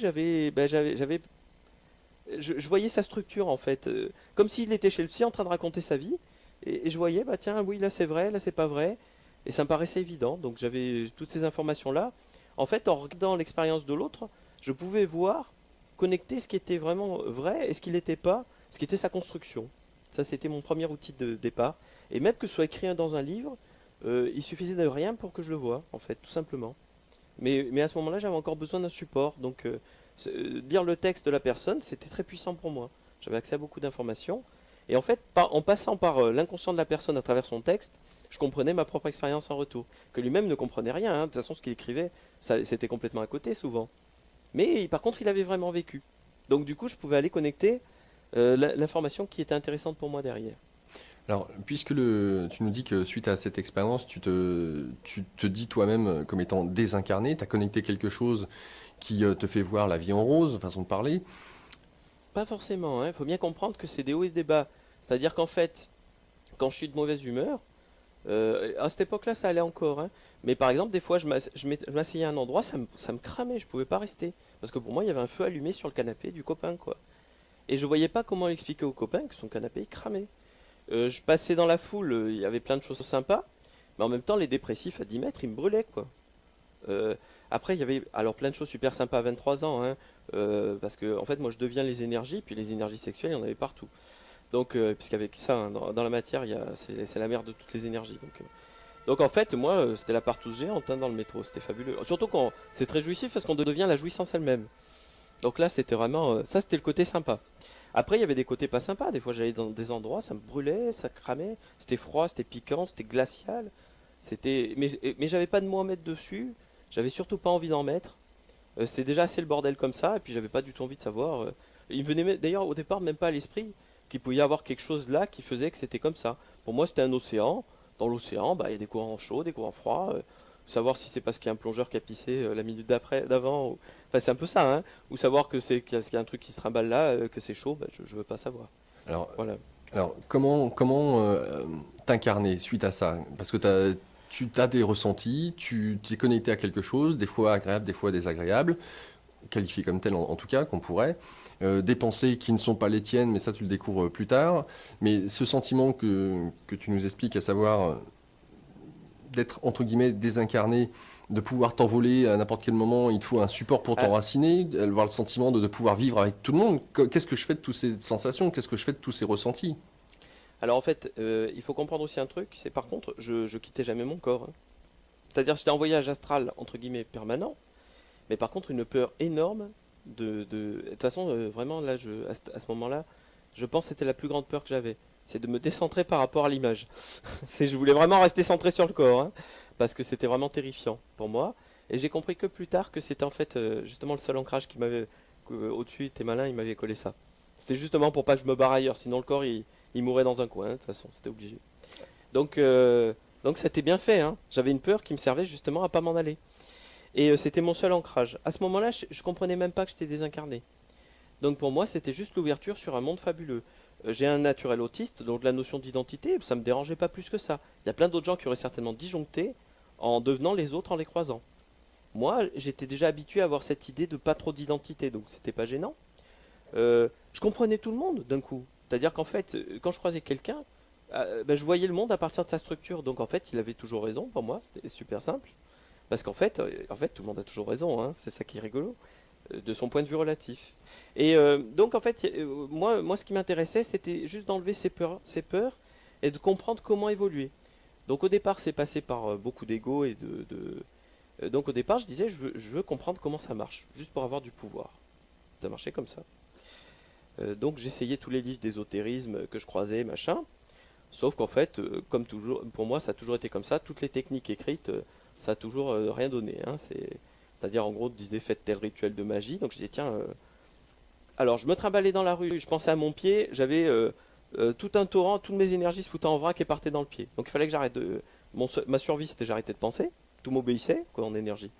Par contre, si j'essayais d'utiliser la technique à la con du livre de magie machin, alors là, c'était un pipi de chat dans l'océan. Ça donnait rien. Et il m'a fallu très longtemps pour comprendre que c'était la différence entre l'intention et la volonté. C'est-à-dire que quand j'utilisais le livre, j'essayais d'utiliser mon mental, c'est normal. Et que quand je laissais faire, j'étais dans l'intention, donc dans les mouvements d'énergie. Et que c'était deux mondes tellement différents que de toute façon, l'écrire, ça sert à rien. C'est à vivre. Voilà. Donc à ce moment-là, j'étais en recherche de pouvoir, tout simplement, hein, en disant, c'est bien, je sens plein d'énergie, je vais pouvoir faire des choses fabuleuses. Mais j'ai déchanté très vite d'abord, parce que je me suis aperçu que tout le monde manipulait l'énergie tout le temps, mais pas consciemment. Mais ça change rien, tout le monde le faisait quand même. C'est-à-dire Alors, qu'en gros, les gens faisaient juste semblant de ne pas voir qu'ils le faisaient. Ça, c'était vraiment énervant. alors, Parce que- justement, est-ce que tu peux nous expliquer, je pense que c'est important là, parce qu'on va parler certainement du pouvoir de Ouais, l'intention. Et de tous ceux et celles qui nous écoutent, puisqu'on le fait inconsciemment, et de l'importance que cela a sur soi-même et notre ouais. entourage. Alors, de ce que tu en as compris, petit à petit, bien entendu, et de l'importance que c'est de pouvoir l'utiliser, ce pouvoir de l'intention, mais en conscience. Alors, en fait, ce qui se passe, c'est que je vais essayer de le définir avec des mots, en sachant qu'attention, si c'est pas vécu, bon, ça va être compris, hein, mais la volonté, on va essayer de mettre une pression constante sur quelque chose. Mais ce qui va se mettre en branle, c'est le corps et un niveau assez bas du mental. Donc même si on a une volonté énorme, on va pouvoir, moi je le voyais en direct, hein, on va pouvoir faire bouger 3 grammes d'énergie en se concentrant comme un malade. C'est un peu comme si on pisse dans l'océan, je résume. Mais ça donne rien, parce que pisser dans l'océan, ça ne change pas l'océan, hein. Quand on est dans l'intention, on est sur un niveau de conscience plus haut. C'est le niveau des sorciers, des magiciens, des druides, de tout ce qu'on peut imaginer. C'est réel. Dans ces niveaux-là, je pose un battement d'aile de papillon dans l'océan et je m'en désintéresse. Et ma structure inconsciente fait le reste. Et ce battement d'aile devient un tsunami. Parce qu'en fait, voilà, ça marche comme ça. Mais sauf que, en fait, ce qui s'est passé, c'est que moi j'ai la foi dans une part plus élevée qui va prendre le relais, et mon mental s'en désintéresse complètement. Mais ma foi prend le relais. Donc c'est quelque chose de beaucoup plus haut, la foi. C'est je sais que ça va se faire. Et donc ça devient vraiment un tsunami qui emporte beaucoup de choses. Sauf que cette manière de faire est elle-même problématique à un certain niveau. Parce que dans cet océan d'énergie, qui n'est que nous-mêmes, hein, en entier, hein, c'est le bordel, c'est plein de courants, parce que c'est nous qui mettons le bordel constamment. Si je rajoute des intentions, ça part, et puis je prends des chocs en retour. C'est un peu comme si ça allait contre le bord d'une cuvette, et puis ça me revenait dans l'arrière, en retour sur moi. Donc je suis traité comme je traite les autres, à ce niveau-là, exactement.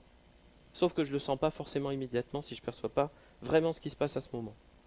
Et, et en plus de ça, je fous un merdier monumental dans cette énergie. C'est-à-dire que au lieu de résoudre mes problèmes, j'en rajoute en fait. J'agite encore plus le bocal. Voilà. Donc il y a des niveaux encore plus hauts que ça, hein, et qui eux ne posent plus de problèmes. Mais voilà, avoir conscience que l'intention, tout le monde en pose inconsciemment, c'est ça le truc, hein, aussi. Mais c'est l'inconscient qui met des intentions constantes en fonction de sa structure. Ça interagit constamment avec tout le reste, et c'est vrai que ça agite beaucoup le bocal. Voilà. Essayer de rentrer dans une logique de magicien, de sorcier, de machin. Alors à un moment, ça peut être une porte d'entrée. Parce que moi ça a été la mienne aussi, hein, quand même, au départ, la logique de... Voilà. Sauf que le retour de bâton, il y sera. Et c'est lui qui va nous faire évoluer, en fait. C'est le contre-coup. En sachant qu'en fait, cette intention ne fonctionne que parce qu'une part beaucoup plus élevée accepte de nous laisser jouer à ça, à un moment donné. Juste pour qu'on évolue. Elle dit, tu veux du pouvoir, tiens, je t'enfile, vas-y. Je te laisse le contrôle. Tu veux contrôler ça? Tiens, je te laisse le contrôle de ça. Et ça va de plus en plus, hein, voilà. En sachant qu'à un moment, si on va au paroxysme de cette expérience de sorcier, euh, à un moment, l'univers dit tiens, voilà, tiens ça, vas-y contrôle. Et tu te perçois toi, t'as des tornades multidimensionnelles et un grain de poussière au milieu, en équilibre, c'est toi. Il dit tiens, je te donne le contrôle des tornades, vas-y. Et là, je peux te dire que tu rends le contrôle immédiatement, hein. Et donc cette expérience de je veux contrôler, je veux contrôler, je veux contrôler, même par l'intention, hein, elle va aller à son paroxysme, donc ça va être le sorcier, jusqu'à ce qu'il renonce, quoi. Voilà, qu'il ait compris qu'il fout la merde dans son système et qu'il sert qu'à ça en faisant ça, et qu'il rende donc cette capacité-là à une part plus élevée. Voilà. Lorsque tu continues je dirais, à expérimenter, puisque tu es dans une certaine mesure désincarné, euh, là tu nous montres ouais, bon, bah, tu as voulu expérimenter, voilà, l'ego, le pouvoir, du fait, à la rigueur légitime, quelqu'un qui se réveille du jour au lendemain avec ce genre de ressenti, quand on voit à l'heure actuelle combien sont ceux et celles qui, dans le domaine de la spiritualité, entre guillemets, ou de l'ésotérisme, mettent une pancarte à un cabinet, n'importe quoi, et qui se disent, parce qu'ils ont une connaissance ou un savoir qui est tout relatif, certes, mais qui leur offre du pouvoir sur les autres, d'une certaine manière, ça pourrait être, ou ça pourrait paraître jouissif, mais comme tu viens de le dire, retour de bâton, attention. Mais cela étant dit, quand toi, tu as compris que ce genre de jeu t'était très facilement retourné, puisque pour toi, les énergies, tu les sens réellement, Ah ouais, donc, de surcroît, c'est en direct. direct. Donc voilà, plutôt que de se brûler et de mettre de l'huile sur le feu, on se retire relativement rapidement. C'est comme ça qu'on apprend. C'est sur l'avantage de l'expérience, d'en faire l'expérience. Pour toi, c'est très concret. Alors, de tes perceptions, là, on parle d'énergie. Il y a un moment donné où est-ce qu'on peut dire que alors, on va parler des elfes, on va parler des gnomes, des lutins, des fées. Alors là aussi, c'est un autre monde, et ça fait partie de l'évolution de ton premier tome, notamment la communication avec les plantes. Et en fait, c'est ça le truc dans ce livre, en tout cas le premier, c'est qu'on part de quelque chose de très rationnel, où tout à chacun peut s'y reconnaître, et puis sans qu'on perçoive où, à quel moment, quelle page, on ne sait pas, parce qu'il y a une petite brique qui vient se rajouter, une petite brique qui petit à petit, à chaque expérience, fait qu'on rentre dans un monde qui est ce qu'on pourrait appeler surréaliste, une autre réalité, c'est vraiment ça où le mental, pour le coup, là, il est obligé de décrocher.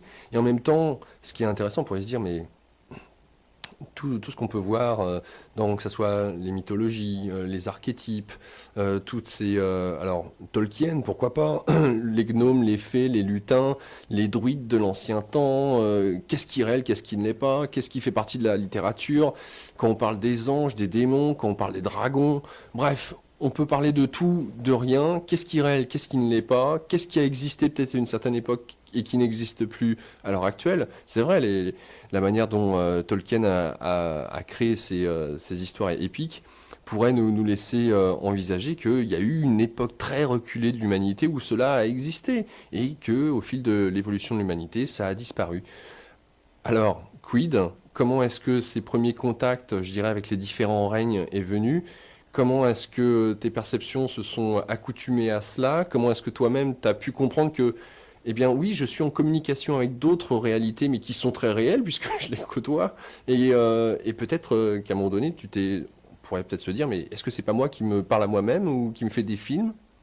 Alors voilà, c'est ça qui est très intéressant, c'est que donc au départ, donc j'ai expliqué cette période sorcier donc qui a duré un certain temps, mais pas très longtemps en fait, hein, parce que ça marchait pas. Donc donc et en plus j'avais accès quand même à des informations qui disaient pour moi, mais pour moi c'était moi qui étais super intelligent. C'était ça va, j'ai compris, il faut que je travaille sur mon ego. Je suis trop intelligent, j'ai compris, la clé c'est ça, voilà. Donc je ne travaillais que ça, je n'ai travaillé que ça pendant 10 ans.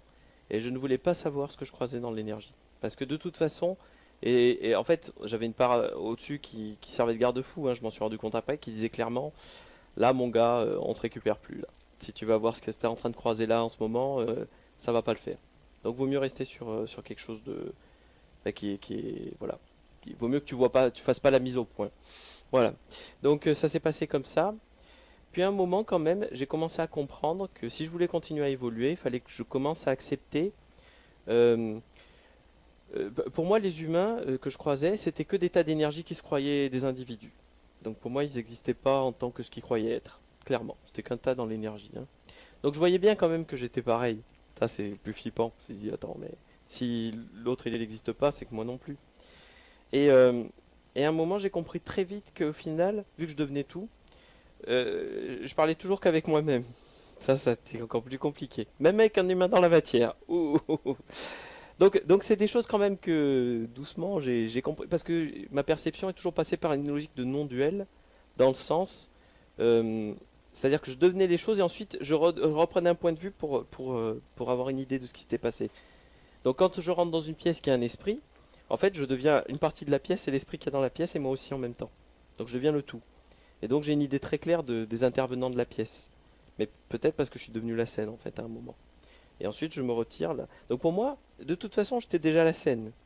Donc c'est pas un problème. Après, l'idée c'est de dire pour évoluer maintenant, dans ce jeu-là que je joue, même si à un moment pour moi c'était pas vraiment un jeu, mais j'étais là puis c'était de plus en plus concret. Pourquoi? Pas parce qu'au-dessus il commençait à me faire de la mise au point. Mais bon, t'as juste une mélasse d'énergie multidimensionnelle, puis de temps en temps il y avait une sphère d'énergie qui se pointait, j'avais un tube qui se reliait sur moi, je me prenais 2 tonnes de lumière dans la tête, puis ça se barrait. Et après j'avais plein d'informations qui arrivaient. Tu voyais la sphère de Ah oui, lumière? oui, bah, je la voyais, je la touchais, elle me connectait, c'est un peu comme toi si je te vissais un tube, hein, parce que quand je te dis que j'ai des perceptions énergétiques vraiment plus puissantes que mon toucher de la matière, hein. Donc moi on me vissait un tube, je prenais 2 tonnes de lumière et en plus j'avais des informations après. Donc, commencer doucement à accepter, dire, il y a un truc qui vient d'arriver qui m'a donné une information. C'est quoi, c'est comment, je veux pas savoir. Voilà. Et puis petit à petit, en écoutant le ressenti, j'ai commencé à être. Donc c'est là que j'ai rencontré. Bon, c'est une vraie, pour moi, donc une clairvoyante. Hein, donc je décris dans mes expériences. C'est des gens que je supporte pas au départ. J'ai une expérience psychologique, moi. Au départ, je travaille sur du psychologique, puisque c'est mon éducation. Donc moi, la voyante avec les petits anges, ça me fait pas super rêver.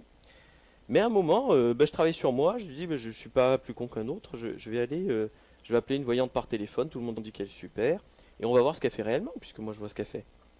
Et donc j'ai cette dame, très bien, puis elle commence à... Puis je vois bien, à des moments elle parle, et il n'y a plus de structure mentale derrière. Et ça, c'était super Tu ne flippant. perçois pas chez elle de structure Voilà, mentale. et ça c'était super flippant. Je disais, non, là c'est pas elle qui parle, elle parle. Et puis 2 secondes après, elle redit une phrase, là c'est elle. Il y a de la peur derrière, je l'entends. Et enfin, je perçois cette structure de peur en fait qui est derrière. Et puis après, elle rebalançait un truc, et puis c'était toujours. Ben non, il n'y a pas de peur, c'est pas possible, c'est pas un humain qui parle. Et ça, au départ, c'était flippant.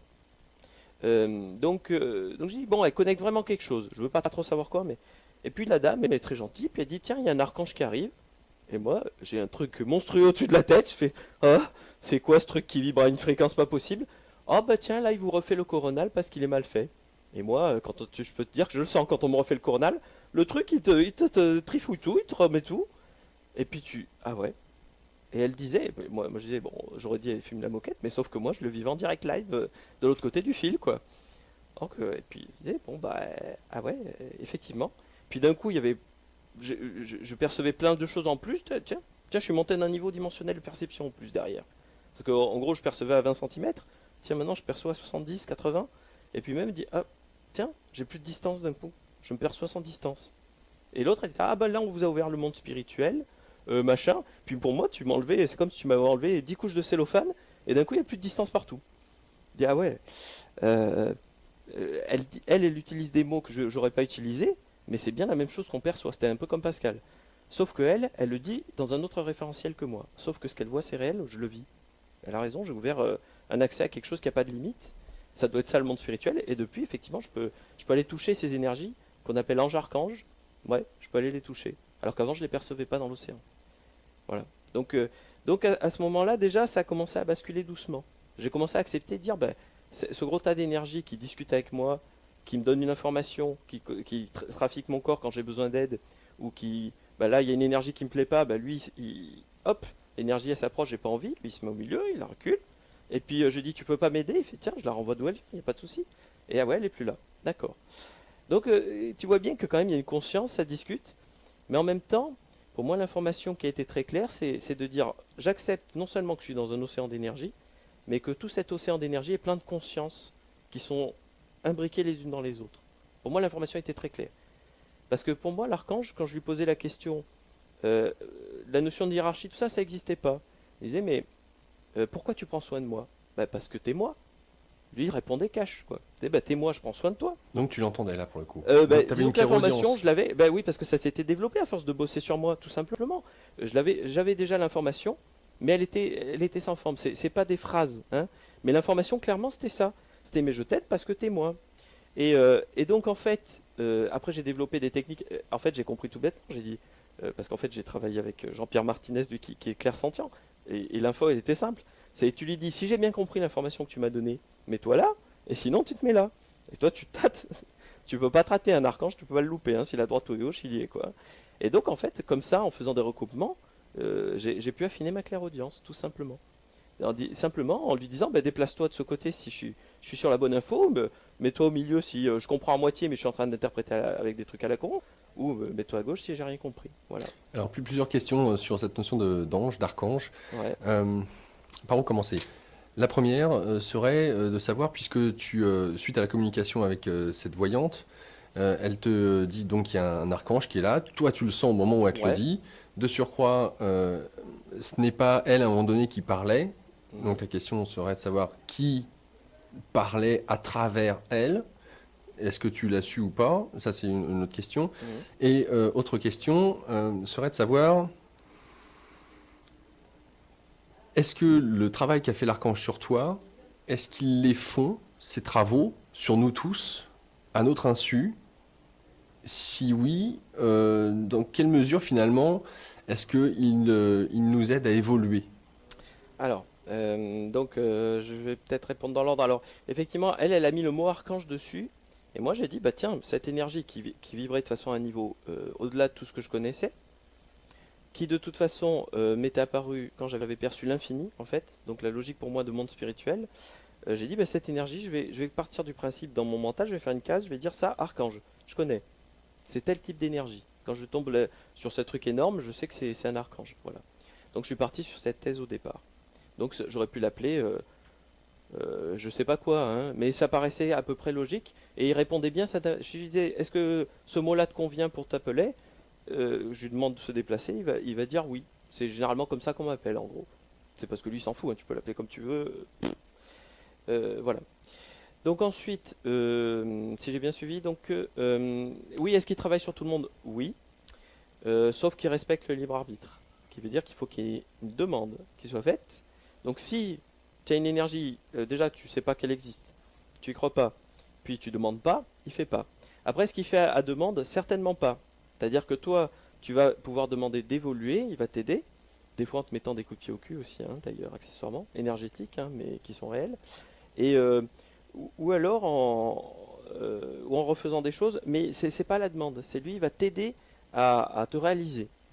Il va jamais aller contre ton libre arbitre, premièrement. Il va jamais prendre d'avis pour toi. C'est à ça qu'on reconnaît un vrai archange, un ange, hein, d'ailleurs. Il va toujours te renvoyer sur ton libre arbitre et tes choix à toi. Et en même temps, il va par contre t'aider tout le temps dans tes choix, quels qu'ils soient. Que tu te crois gentil ou méchant, lui il s'en fout. Lui il est non-duel. De toute façon, il peut revêtir tous les aspects. Si tu veux qu'il soit méchant, il peut prendre l'aspect du pire démon que tu puisses imaginer. Et si tu veux qu'il soit sympa, bah et voilà. Mais lui, il est au-delà de cette notion de bien et de mal. Il, il est juste là, en gros, il joue son rôle. Il joue son rôle et il résout des problèmes d'ordre spirituel. Voilà. Donc, c'est très compliqué d'interagir avec ce type d'énergie si on n'a pas déjà des perceptions assez claires et si on n'a pas une idée claire de son choix d'évolution. Parce que des fois, il est à côté, tu te fais démater la gueule, il n'intervient pas. Et la question, eh ben oui, c'est le plus sûr moyen pour que tu évolues, donc je te laisse évoluer, je ne vais pas t'empêcher d'évoluer. Donc tu t'en prends plein la gueule et puis. Donc c'est pas dans l'idée de l'ego qui va intervenir. Et il te prendra souvent un contre-pied et surtout il va toujours te faire recentrer. Oui, donc prier entre guillemets un archange pour avoir la bonne santé, pour avoir lui, puisqu'il est dans le non-duel et que la seule chose qu'il veut, c'est de te C'est- faire évoluer. Il va. Respecter tes choix. Peut-être pas, même si tu veux ne pas évoluer, hein, ce qui est différent. Alors, respecter tes choix. Libre arbitre. D'accord. Alors, qu'est-ce que ça sous-entend quand on dit respecter tes choix? Admettons que je souhaite être en bonne santé. C'est un choix. Est-ce qu'on peut dire que c'est un choix? Alors c'est ça qui est très compliqué avec le mental, c'est le mot choix. Il y a plein de gens, ils disent j'ai fait un choix, puis tu vérifies, non, il n'y a pas de choix qui a été fait.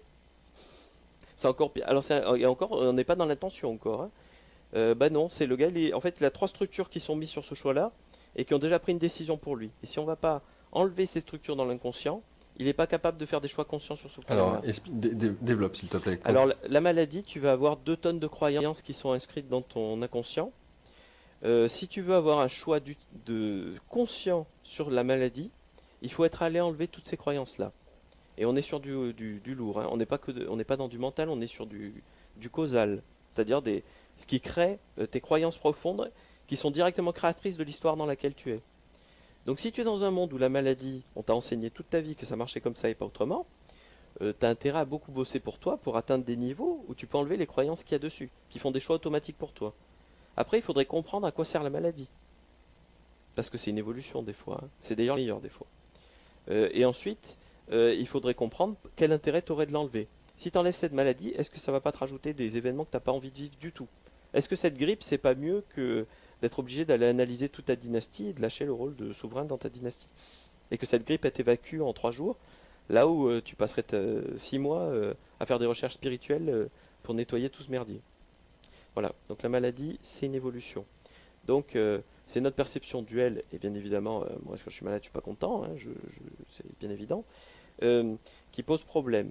Si on veut résoudre la maladie, il faut d'abord aller comprendre le sens non duel de la maladie, comprendre dans le cas particulier dont on parle à quoi correspond la maladie, quel est son message, est-ce qu'il peut être remplacé juste par une information ou une évolution qui se fait spontanément. Voilà. Et si c'est le cas, est-ce qu'on peut demander ça? Ouais. Mais encore Qu'est-ce que faut-il fait le un savoir. guérisseur? Il fait ça. Qu'est-ce qu'il fait? Il passe par l'information plus haut, il va les nettoyer plus haut. Et si c'est bien fait, normalement, la personne peut résoudre sa maladie. Sauf qu'arriver à un niveau où on peut guérir physiquement une maladie comme ça, il faut y aller tôt le matin, parce que il faut comprendre le message d'amour de la souffrance.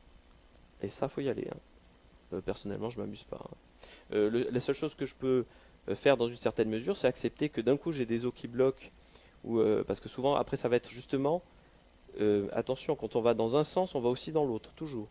Si j'obtiens un pouvoir conscient sur la maladie, ça veut dire que des fois, la solution, c'est de déclencher spontanément une maladie instantanément. Un blocage. Exemple.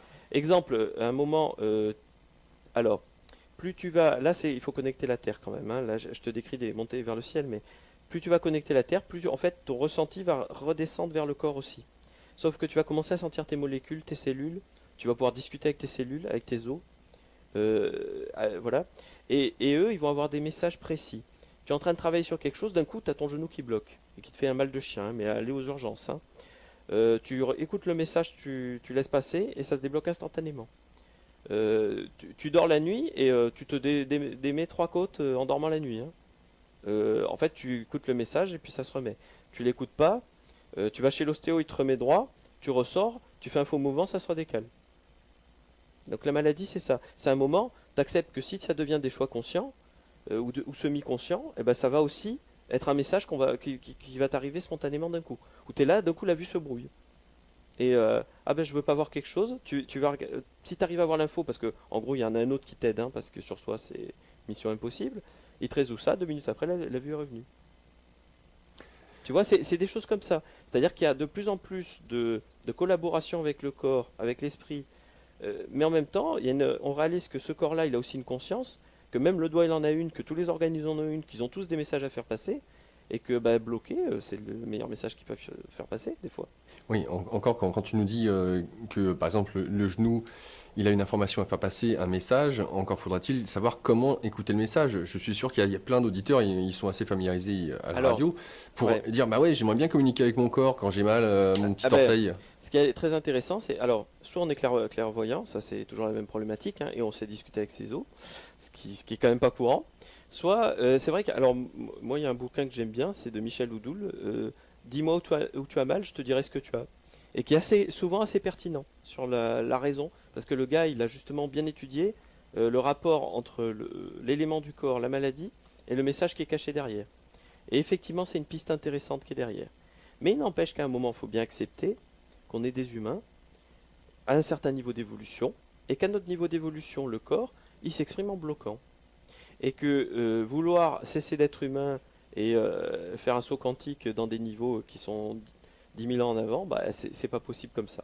Donc on ne peut qu'avancer doucement et accepter et comprendre aussi que tant qu'on passe pas par l'acceptation de ce fonctionnement du corps, on est toujours en opposition avec lui, donc jamais en collaboration, et donc les blocages sont de plus en plus forts. Ce qui est intéressant quand justement on accepte doucement de collaborer avec lui, peu importe, hein, en disant tiens ça a bloqué, bon il y a un message, je vais chez l'ostéo, Peut-être que lui va pouvoir décoder d'ailleurs, parce que souvent l'ostéo ou l'acupuncteur, ils vont être dans cette logique de comprendre le lien entre voilà. Et si, au lieu de prendre un antidouleur, j'écoute le message à la place, au lieu de dire ta gueule au corps, parce que c'est ce que ça veut dire l'antidouleur, et ben peut-être que effectivement ça va pouvoir se débloquer. Voilà. Mais on est bien d'accord qu'à un moment, des fois, ça bloque parce que c'est la meilleure solution d'évolution.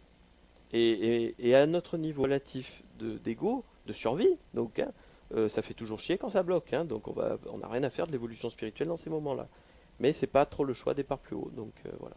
Alors, quand tu mentionnes la différence entre l'ange et l'archange, Ouais. au niveau de l'énergétique, alors tu nous disais que, alors c'était par rapport au choix, me semble-t-il, l'archange Alors, nous aide à éventuellement choisir, tu nous disais, et pas l'ange?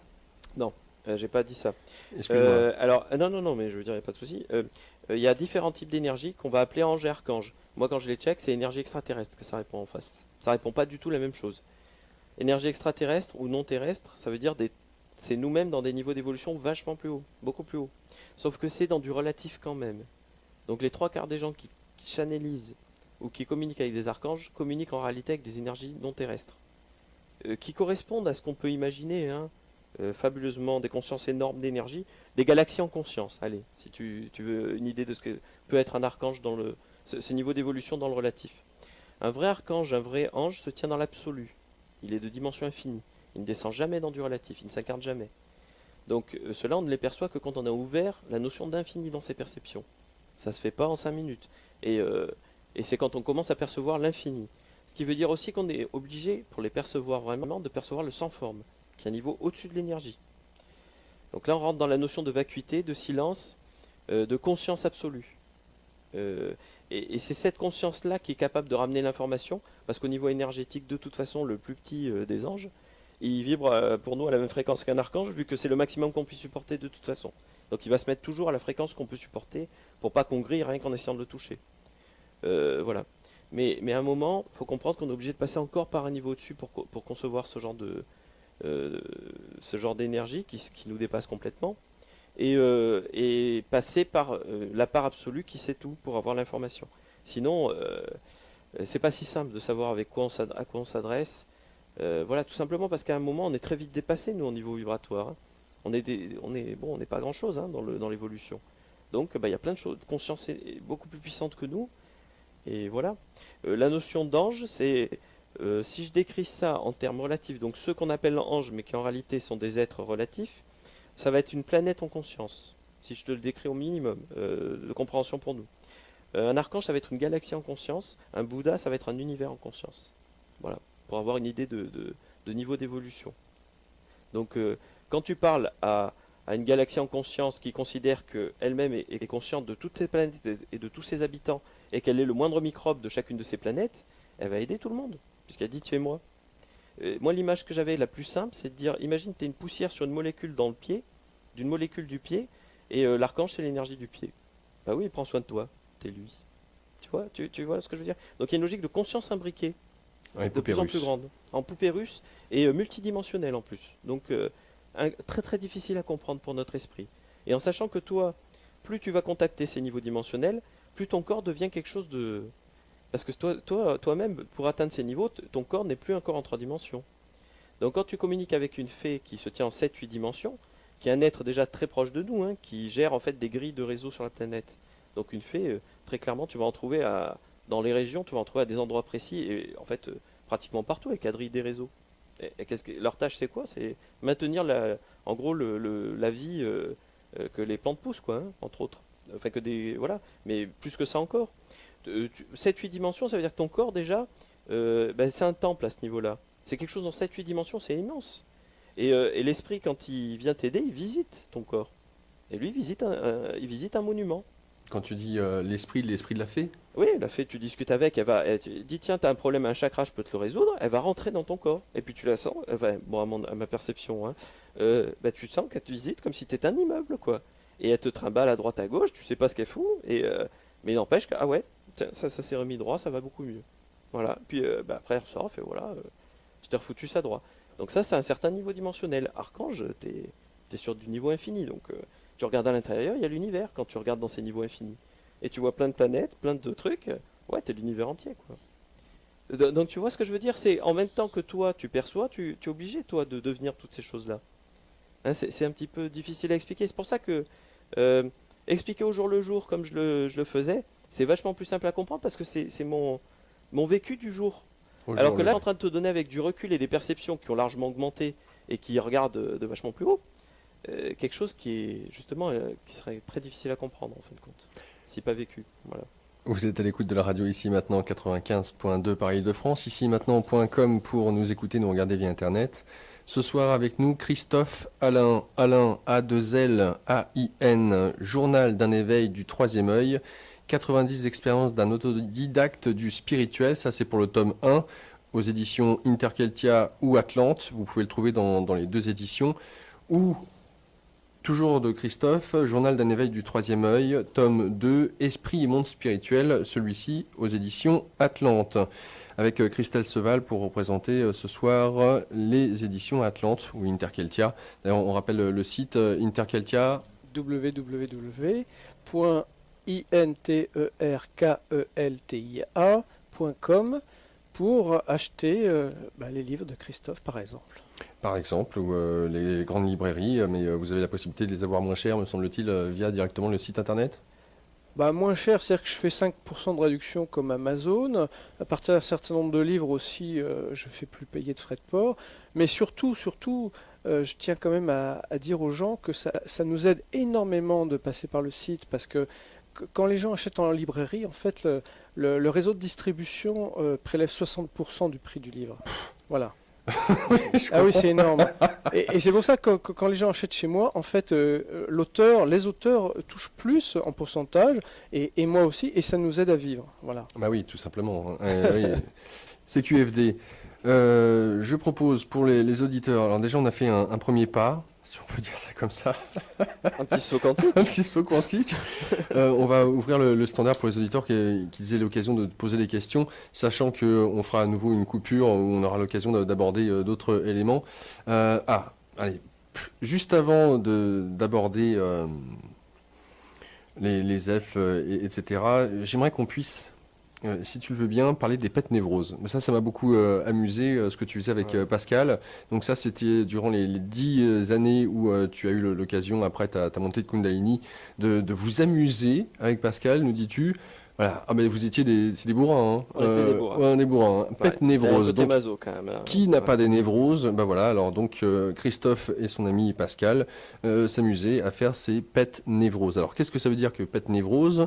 Sachant que en même temps, il y a cette connexion que tu fais très rapidement. C'est un outil que tu as utilisé quasiment dès le début de cette aventure, que tu utilises encore dans le deuxième tome.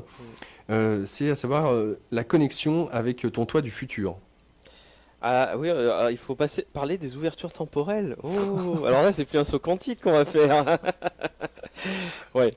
Je vais d'abord parler du pet névrose parce que c'était le début. Il faut comprendre qu'on était dans un monde très différent, même si les gens ne le perçoivent pas, le monde où on est en telle transformation, qu'en fait, il y a une facilité depuis...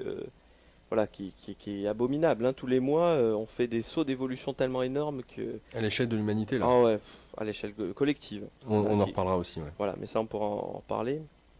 Et savoir dans quel sens ça se fait, surtout. Parce que personne ne regarde au bon endroit, comme d'habitude. On regarde surtout... voilà. Ce qui est intéressant, c'est à ce moment-là, c'était beaucoup plus dur de faire bouger quelque chose. Parce que c'était normal, on était dans un cycle obscurantiste. On commençait à peine la fin de ce cycle-là. Et le but du jeu, c'était pas de résoudre les problèmes comme ça. On pouvait tout juste commencer à le faire, voilà.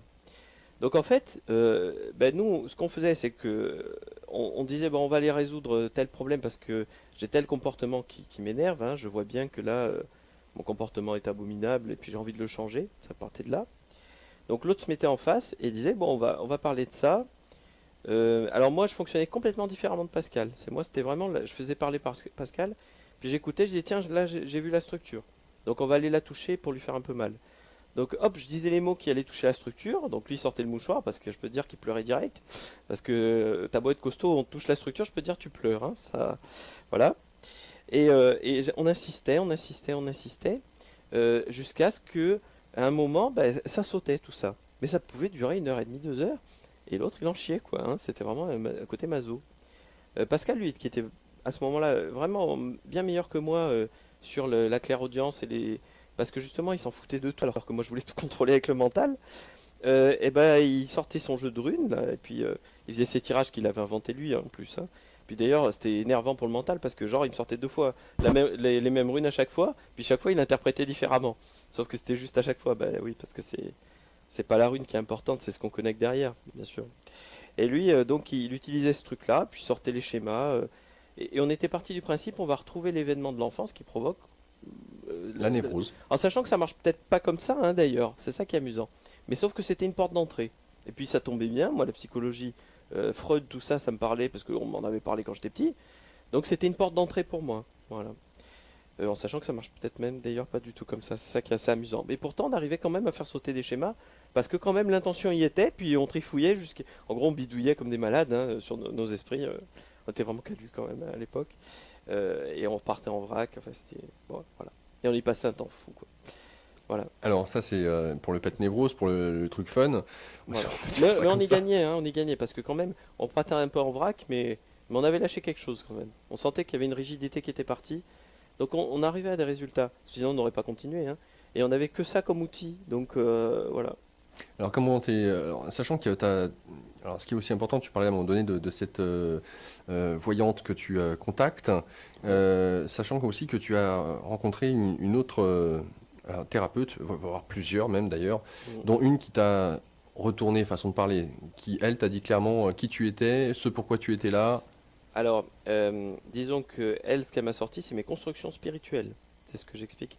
Donc, qui sont bien réelles, hein, à un certain niveau de perception, et qui sont des clés de mon monde spirituel. Donc, en fait, elle m'a donné le moyen d'aller visiter mon monde spirituel et d'aller connecter, effectivement, ce que je dois aller connecter dans la matière. La clé du soi, pour moi. Parce que druide, bon, moi, ça me fait toujours pas plus rêver qu'avant. Je me balade dans la forêt avec des gens, certes, d'accord, je dis pas le contraire. Effectivement, les énergies primaires, bon, d'accord, bah, on pourrait dire druide, voilà. Sauf, effectivement, le mot me hérisse toujours autant parce que c'est pas ma culture, voilà, tout simplement. Mais, bon, à un moment, elle m'a donné ces clés-là, avec ces mots à elle. Effectivement, comme, ben, moi je percevais pas comme elle, mais ça me parlait, puis j'avais, voilà. Ça a été quand même l'occasion pour moi d'accepter, justement, et ben, d'isoler donc toutes ces énergies que je percevais, dire ben, maintenant que je connais le goût de cette énergie, je sais que ça c'est un elfe, voilà, mais j'ai pas envie de lui donner plus de forme que ça, en sachant que j'aurais pu le faire, c'est-à-dire que j'ai des perceptions aussi visuelles, mais que j'ai toujours laissé volontairement embrouiller, parce que sinon, pour moi l'information était claire de toute façon, de dire si ça tu déverrouilles, là tu disjonctes vraiment. Parce que c'est une chose de savoir qu'il y a une énergie, c'est bien, ça n'a pas de forme, c'est tellement bien. Si on sait que c'est un gars en face, c'est vraiment compliqué. Surtout quand il te visite de l'intérieur, c'est vraiment très chiant. Voilà. Ouais, ou d'avoir un troll à côté de soi. Il y a ça. Voilà. C'est-à-dire que tant que tu restes sur une notion d'énergie, c'est gérable par le mental, pour moi en tout cas. Si ça rentre dans une notion de je sais très bien que c'est conscient, que ça a une existence qui me perçoit différemment. Qui est visuel de surcroît. Voilà. Mais j'ai pas très envie à ce moment-là de rentrer là-dedans. Même aujourd'hui, c'est pas quelque chose, c'est terrain glissant. Moi, j'y vais très moyennement. C'est une énergie, c'est très bien. C'est le mot, il me convient très bien. Mais derrière, il y a un vrai être conscient. Donc ça a été pendant longtemps. Il y avait une culpabilité, hein, parce qu'ils me rendaient service et tout. Et moi, je disais, mais je veux même pas leur accepter une existence consciente en sachant qu'elles me rendent plein de services quand même. Mais en même temps, l'information aussi était très claire du centre, hein, de dire, mais si tu donnes une forme, t'es dedans.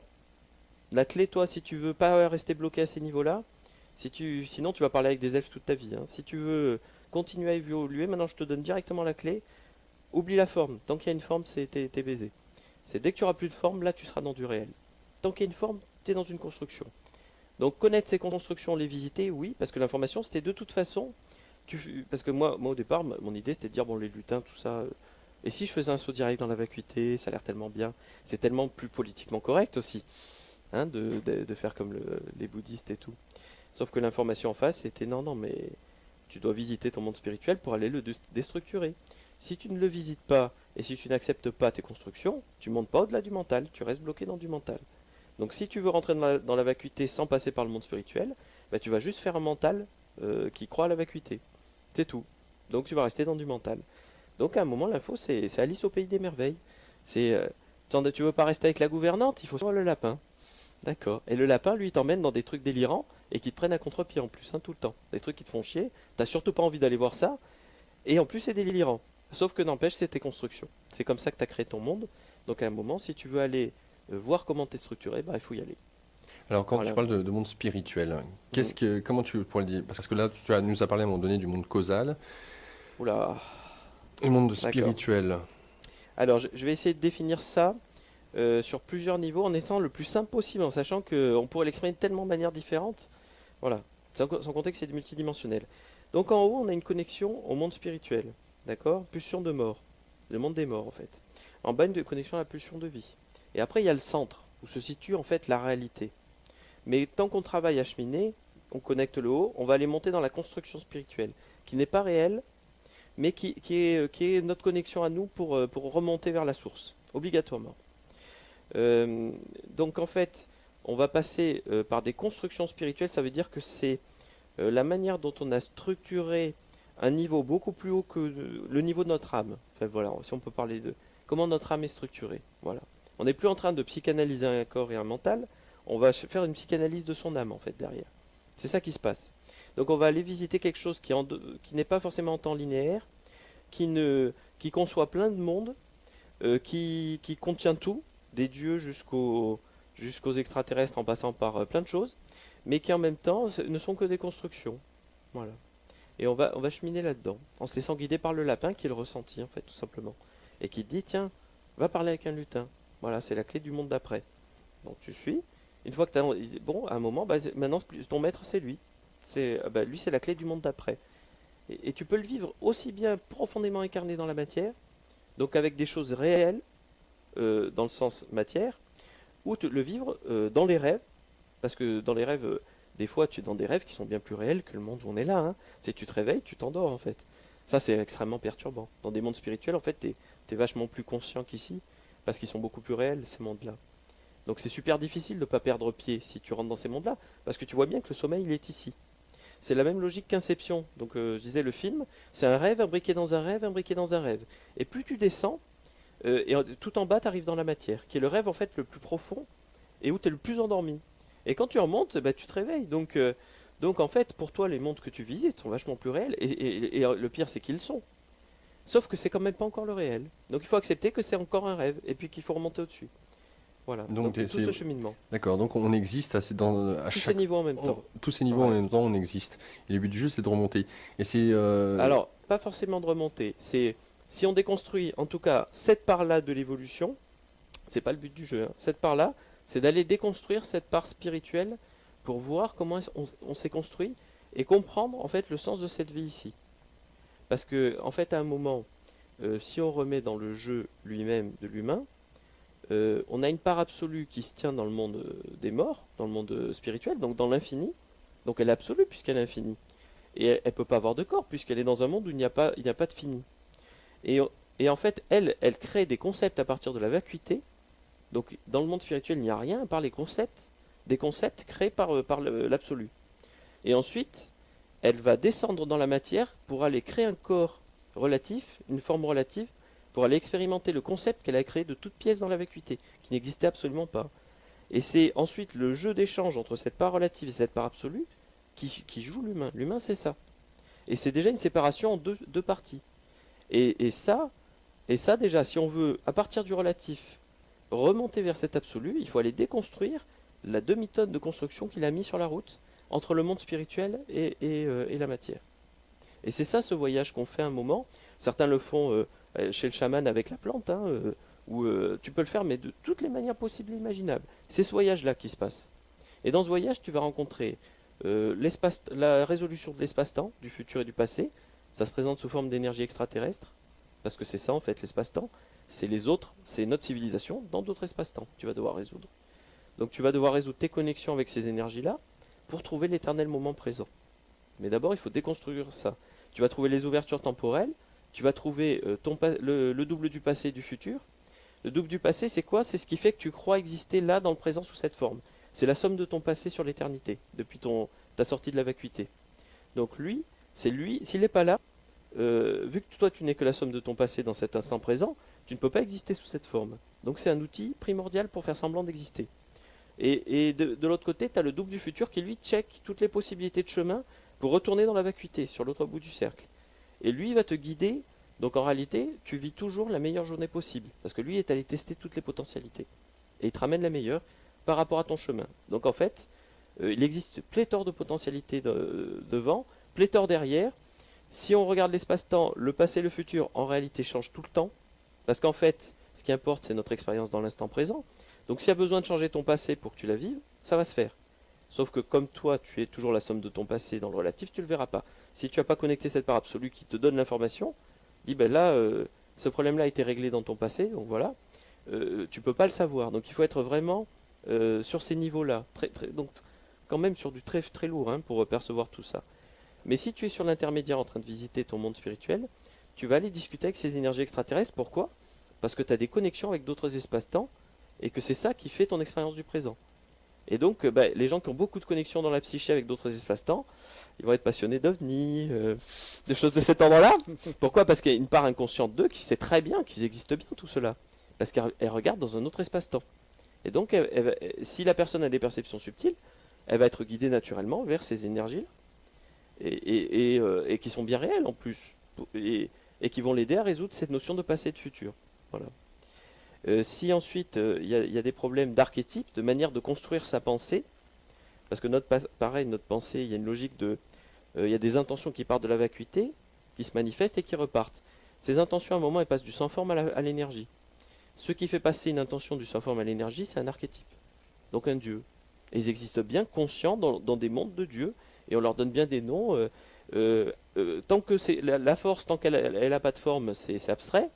Quand il y a Hercule qui arrive, ça devient quelque chose de concret. Il y a bien un archétype, et encore lui c'est un demi-dieu, mais il y a bien un archétype qui lui a donné une forme concrète, donc il est devenu quelque chose de concret. Aphrodite, l'amour c'est abstrait, quand il y a Aphrodite qui arrive, ça devient super concret. D'accord? Donc les dieux servent à ça. Qu'est-ce que c'est? C'est des archétypes de pensée.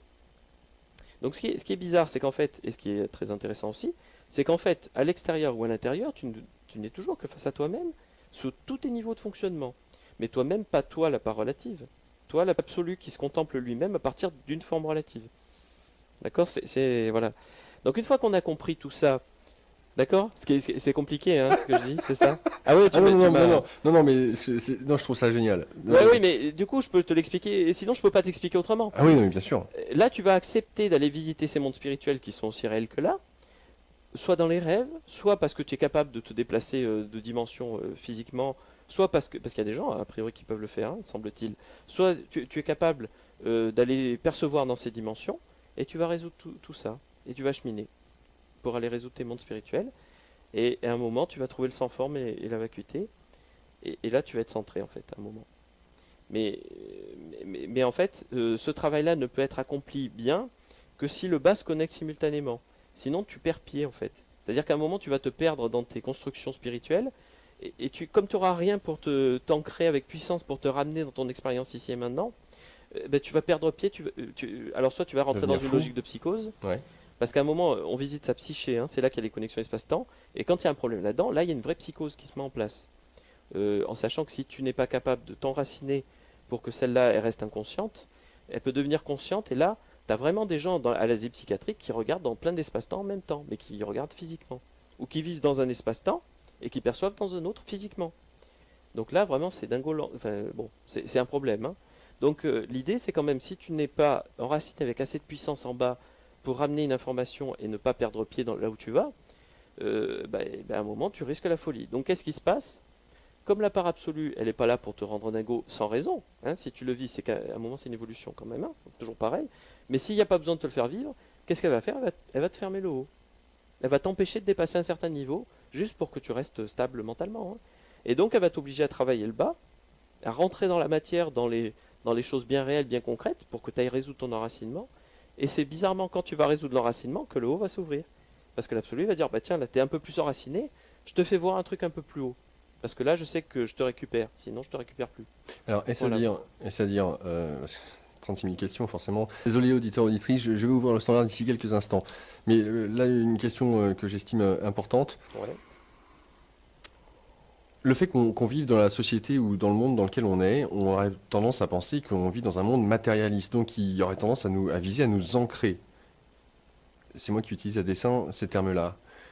Alors, de ton point de vue, du regard que tu portes là-dessus, est-ce que le monde dans lequel on vit, à travers la matière reine, entre guillemets, monde de consommation superficielle, est-ce que c'est ça pour toi l'ancrage? Si ça ne l'est pas, ça sous-entendrait donc que dans ce cas-là, on vit dans une société qui essaie de nous faire aller vers le haut. Et dans ce cas-là, qu'est-ce que veut dire être ancré? Alors effectivement, la question est assez intéressante. On est dans un monde mental ici. On peut visiter des mondes de tout niveau. On part du principe que solide égale réel, alors qu'en fait c'est l'inverse.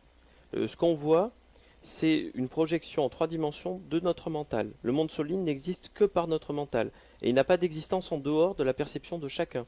Il n'existe pas de monde objectif dans lequel on vit. On ne vit que dans son film, déjà. Dans ce film-là se trouvent tous les éléments de nos constructions à nous, pas celles du voisin. Donc notre manière de percevoir le monde correspond directement à notre système, à nous, à notre évolution. On se côtoie par conscience de niveaux égaux. Si on est tous dans ce niveau vibratoire, c'est qui correspond à notre évolution à tous. Donc, sinon, en fait, bon, mais je ne vais pas rentrer là-dedans, d'accord. Dans cette perception-là, comme on est au niveau mental et en train de visiter et d'expérimenter le mental dans son paroxysme de dysfonctionnement, on est face à une société qui est dysfonctionnelle au niveau mental, tout simplement. Parce qu'en fait, on expérimente qu'est-ce qui se passe si on donne tout le pouvoir au mental. Donc on n'est pas dans une société où les gens sont ancrés. En réalité, on est dans une société où les gens sont dans du mental et ne voient plus le réel. Pour comprendre ça, il faut comprendre comment marche le mental et pourquoi c'est dysfonctionnel. Le mental, lui, son rôle, c'est de figer une perception solide de quelque chose qui est constamment en transformation. Il suffit de voir notre corps, par exemple, les cellules meurent tout le temps, vieillissent sans arrêt, et pourtant on va avoir une image constante, parce que le mental fait un effort pour figer quelque chose qu'on va percevoir. Comme un appareil photo, mais au ralenti. C'est ça. En plus, il va nous permettre de fonctionner en temps linéaire. C'est-à-dire, enfin non, lui il va nous modéliser un temps linéaire. Il y a des niveaux plus hauts qui se chargent de ça. Alors que le monde n'est pas du tout en temps linéaire. Le temps, c'est nous qui le créons, aussi, à notre niveau. Enfin bon. Mais le mental, lui, c'est l'interface graphique, si tu veux. Il ne sert qu'à ça au départ. Qu'est-ce qui se passe si dans l'ordinateur, je donne le pouvoir à la carte graphique? Et là, tu réponds à toute la problématique de notre société. Lui, son rôle, c'est de figer. Donc, il va figer. Donc, en fait, ça va faire plein de routines qui tournent en boucle et qui essaient de figer le système. Donc, ça fait des pays qui font des règles, qui font des lois, qui sont des égrégores, hein, qui élèvent des humains. Ça fait des dynasties qui font pareil. On les fait se reproduire entre eux. Tiens, tu peux épouser telle personne mais pas telle autre. C'est ça une dynastie, un nom de famille. Hein. C'est un égrégore. Hein. Il contient les frustrations de tous les ancêtres accumulés et il donne des ordres à l'humain. Pourquoi? Parce que l'humain lui demande de lui donner des ordres. Et donc il y a une logique de figer, figer, figer. Donc ça fait des civilisations qui montent, qui font des lois, des lois, des lois. Puis à un moment, comme le monde il continue à évoluer et que le mental lui il a figé trop, et ben cette civilisation s'effondre et un autre égrégore arrive et recommence. Et ça c'est les mondes mentaux, c'est là où on est. L'expérience, pris dans sa plus simple expression, c'est ça. Donc en fait, être dans ce monde-là pleinement, ça n'est pas être dans le réel. Si on veut être dans le réel, il faut aller connecter les énergies primaires en bas. C'est-à-dire qu'en fait, on n'est plus dans figer le mental, mais aller communiquer avec tous les éléments de la matière. Alors, maintenant, donc, je parle du bas. Là, j'ai parlé du haut. Le haut, c'est la connexion au monde spirituel, au Père divin. Donc, il y a une logique de masculin au-dessus, dans la manière dont on le découpe, et une logique de connaissance, mais de mort aussi, de désincarnation. En bas, on va aller connecter la jouissance de la vie. Donc, il y a une logique de volcan incontrôlable, de vie qui ne se connaît pas forcément elle-même, mais qui agit et qui s'expérimente dans l'action. Donc en haut, on est sur la connaissance, en bas, on est sur l'action. Et la jouissance dans l'action, en fait. Parce que l'énergie de la vie n'est qu'une énergie de jouissance. C'est-à-dire qu'en fait, il n'existe que l'énergie sexuelle. C'est la mère de toutes les énergies. Et ensuite, elle se construit donc à partir du premier chakra, qui est le Big Bang. Le premier chakra, c'est ça, hein, c'est Big Bang, hein, c'est séparation et la naissance de la fusion de l'énergie. Le deuxième, on va rentrer dans une autre logique. Le troisième aussi, le 4, le 5, le 6, le 7. 7, c'est réintégration. Le 1 et le 7 sont le même chakra. Donc le monde entier manifesté n'est qu'un tour de passe-passe entre un chakra qui a été séparé en deux artificiellement, juste pour faire semblant qu'il y a des trucs au milieu. Et qu'est-ce qui crée l'humain? Ce jeu de chakra crée l'identité. Donc crée l'humain qui se croit séparé de l'univers et qui croit être juste une part relative de cet univers. Je suis obligé de préciser ça, hein, sinon voilà. En dessous, ce qu'on ignore, c'est qu'il y a -1 à -7. Il y a 1 à 7, mais il y a -1 à -7. Pourquoi? Parce que justement, des sorciers, des druides, il y en a eu plein. Et pendant le monde obscurantiste, ils n'avaient pas du tout envie que les gens aillent connecter le pouvoir, donc l'action. Vous voulez bien qu'il y ait des moines qui aillent fumer la moquette pour aller voir les mondes spirituels, mais qu'en plus ils soient capables de rentrer dans du pouvoir dans la matière, ça intéressait pas du tout certaines personnes qui avaient justement ces perceptions-là. Donc en dessous, il y a -1 à -7, c'est l'action. Si j'ai 1, je suis dans la survie, dans mon identité. Si j'ai -1, je peux fonctionner en survie. Donc tout le monde là, hein, sinon il y a un problème. Si j'ai 7 ouvert en haut, je suis dans le divin. Si j'ai -7, je manifeste le divin dans la matière. Et ça, il n'y en a aucun qui l'a, ou très peu. En tout cas, moi, je l'ai jamais vu. Mais effectivement, il y a cette idée qui est là. C'est je peux ramener en plus une action divine dans la matière. Le degré d'incarnation dépend du pendant qu'il y a entre le haut et le bas. Donc il y a des gens, par exemple, qui sont des bureaucrates, c'est normal, ils ont que -1. Donc ils peuvent rien faire à part être dans un bureau. Et ça, c'est pas du tout être incarné. Et ça, c'est notre société. Une société de bureaucrates ou de gens qui agissent très peu, où ils vont avoir -1, -2 maximum.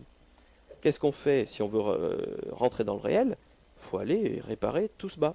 Il faut aller reconnecter le bas, qui est l'action et la jouissance de soi dans la vie. Et là, on va aller travailler sur des énergies primaires qui sont en fait de la sexualité d'abord au niveau le plus primaire, donc la jouissance de soi dans son existence. Après, ça va aller au 2, ça va être la jouissance de l'autre et le partage de la jouissance avec l'autre, en sachant que la manière de gérer cette sexualité, c'est la sexualité d'une personne, c'est sa manière de communiquer et de créer dans la matière en même temps. C'est tout ça en même temps. Donc en fait, pas besoin d'aller dans un lit pour voir comment quelqu'un gère sa sexualité. Il suffit de voir comment il communique et ce qu'il crée réellement, concrètement. Donc il y a des gens qui ont beaucoup de pouvoir à ce niveau, qui vont pas forcément l'utiliser. D'autres qui l'utilisent clairement et ils vont créer beaucoup de choses dans la matière parce que c'est ce pouvoir-là. D'accord? Donc on travaille le bas. Pourquoi est-ce qu'il y a du tantrisme à un moment qui se met en place? En sachant qu'il est peut-être... on ne travaille pas le 2 tant que le 1 n'est pas vraiment travaillé. Donc c'est peut-être un petit peu un truc utilisé à tort et à travers, mais il y a une logique clairement d'aller travailler la sexualité en bas. Et dans son sens le plus primaire. Hein. Donc on est sur du minéral, du végétal. Parce que le minéral, c'est la jouissance de soi, c'est le monde de la jouissance de soi, hein, qui est caché derrière, et de la conscience basique de soi. Le végétal, on est purement dans de la sexualité. Tous les arbres répondent sur du phallus, et toutes les fleurs sur des vulves. Hein. Le végétal ne songe qu'à faire se reproduire, faire des nouvelles couleurs, des nouvelles formes, des nouveaux effets, avec des herbes qui ont des effets différents. Et c'est un monde qui n'est que dans la sexualité.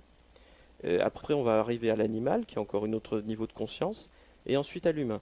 Et il faut aller réparer ce minéral, ce végétal et cet animal pour comprendre que nous, en tant qu'humains, on intègre tous ces niveaux en nous. Et là je parle du bas. Et là, on va intégrer, en haut, on intégrait la connaissance spontanée. Donc j'ai une information juste parce que je connecte l'information. Et en bas, on va aller connecter la jouissance dénuée d'objet. C'est je suis dans la jouissance sans raison.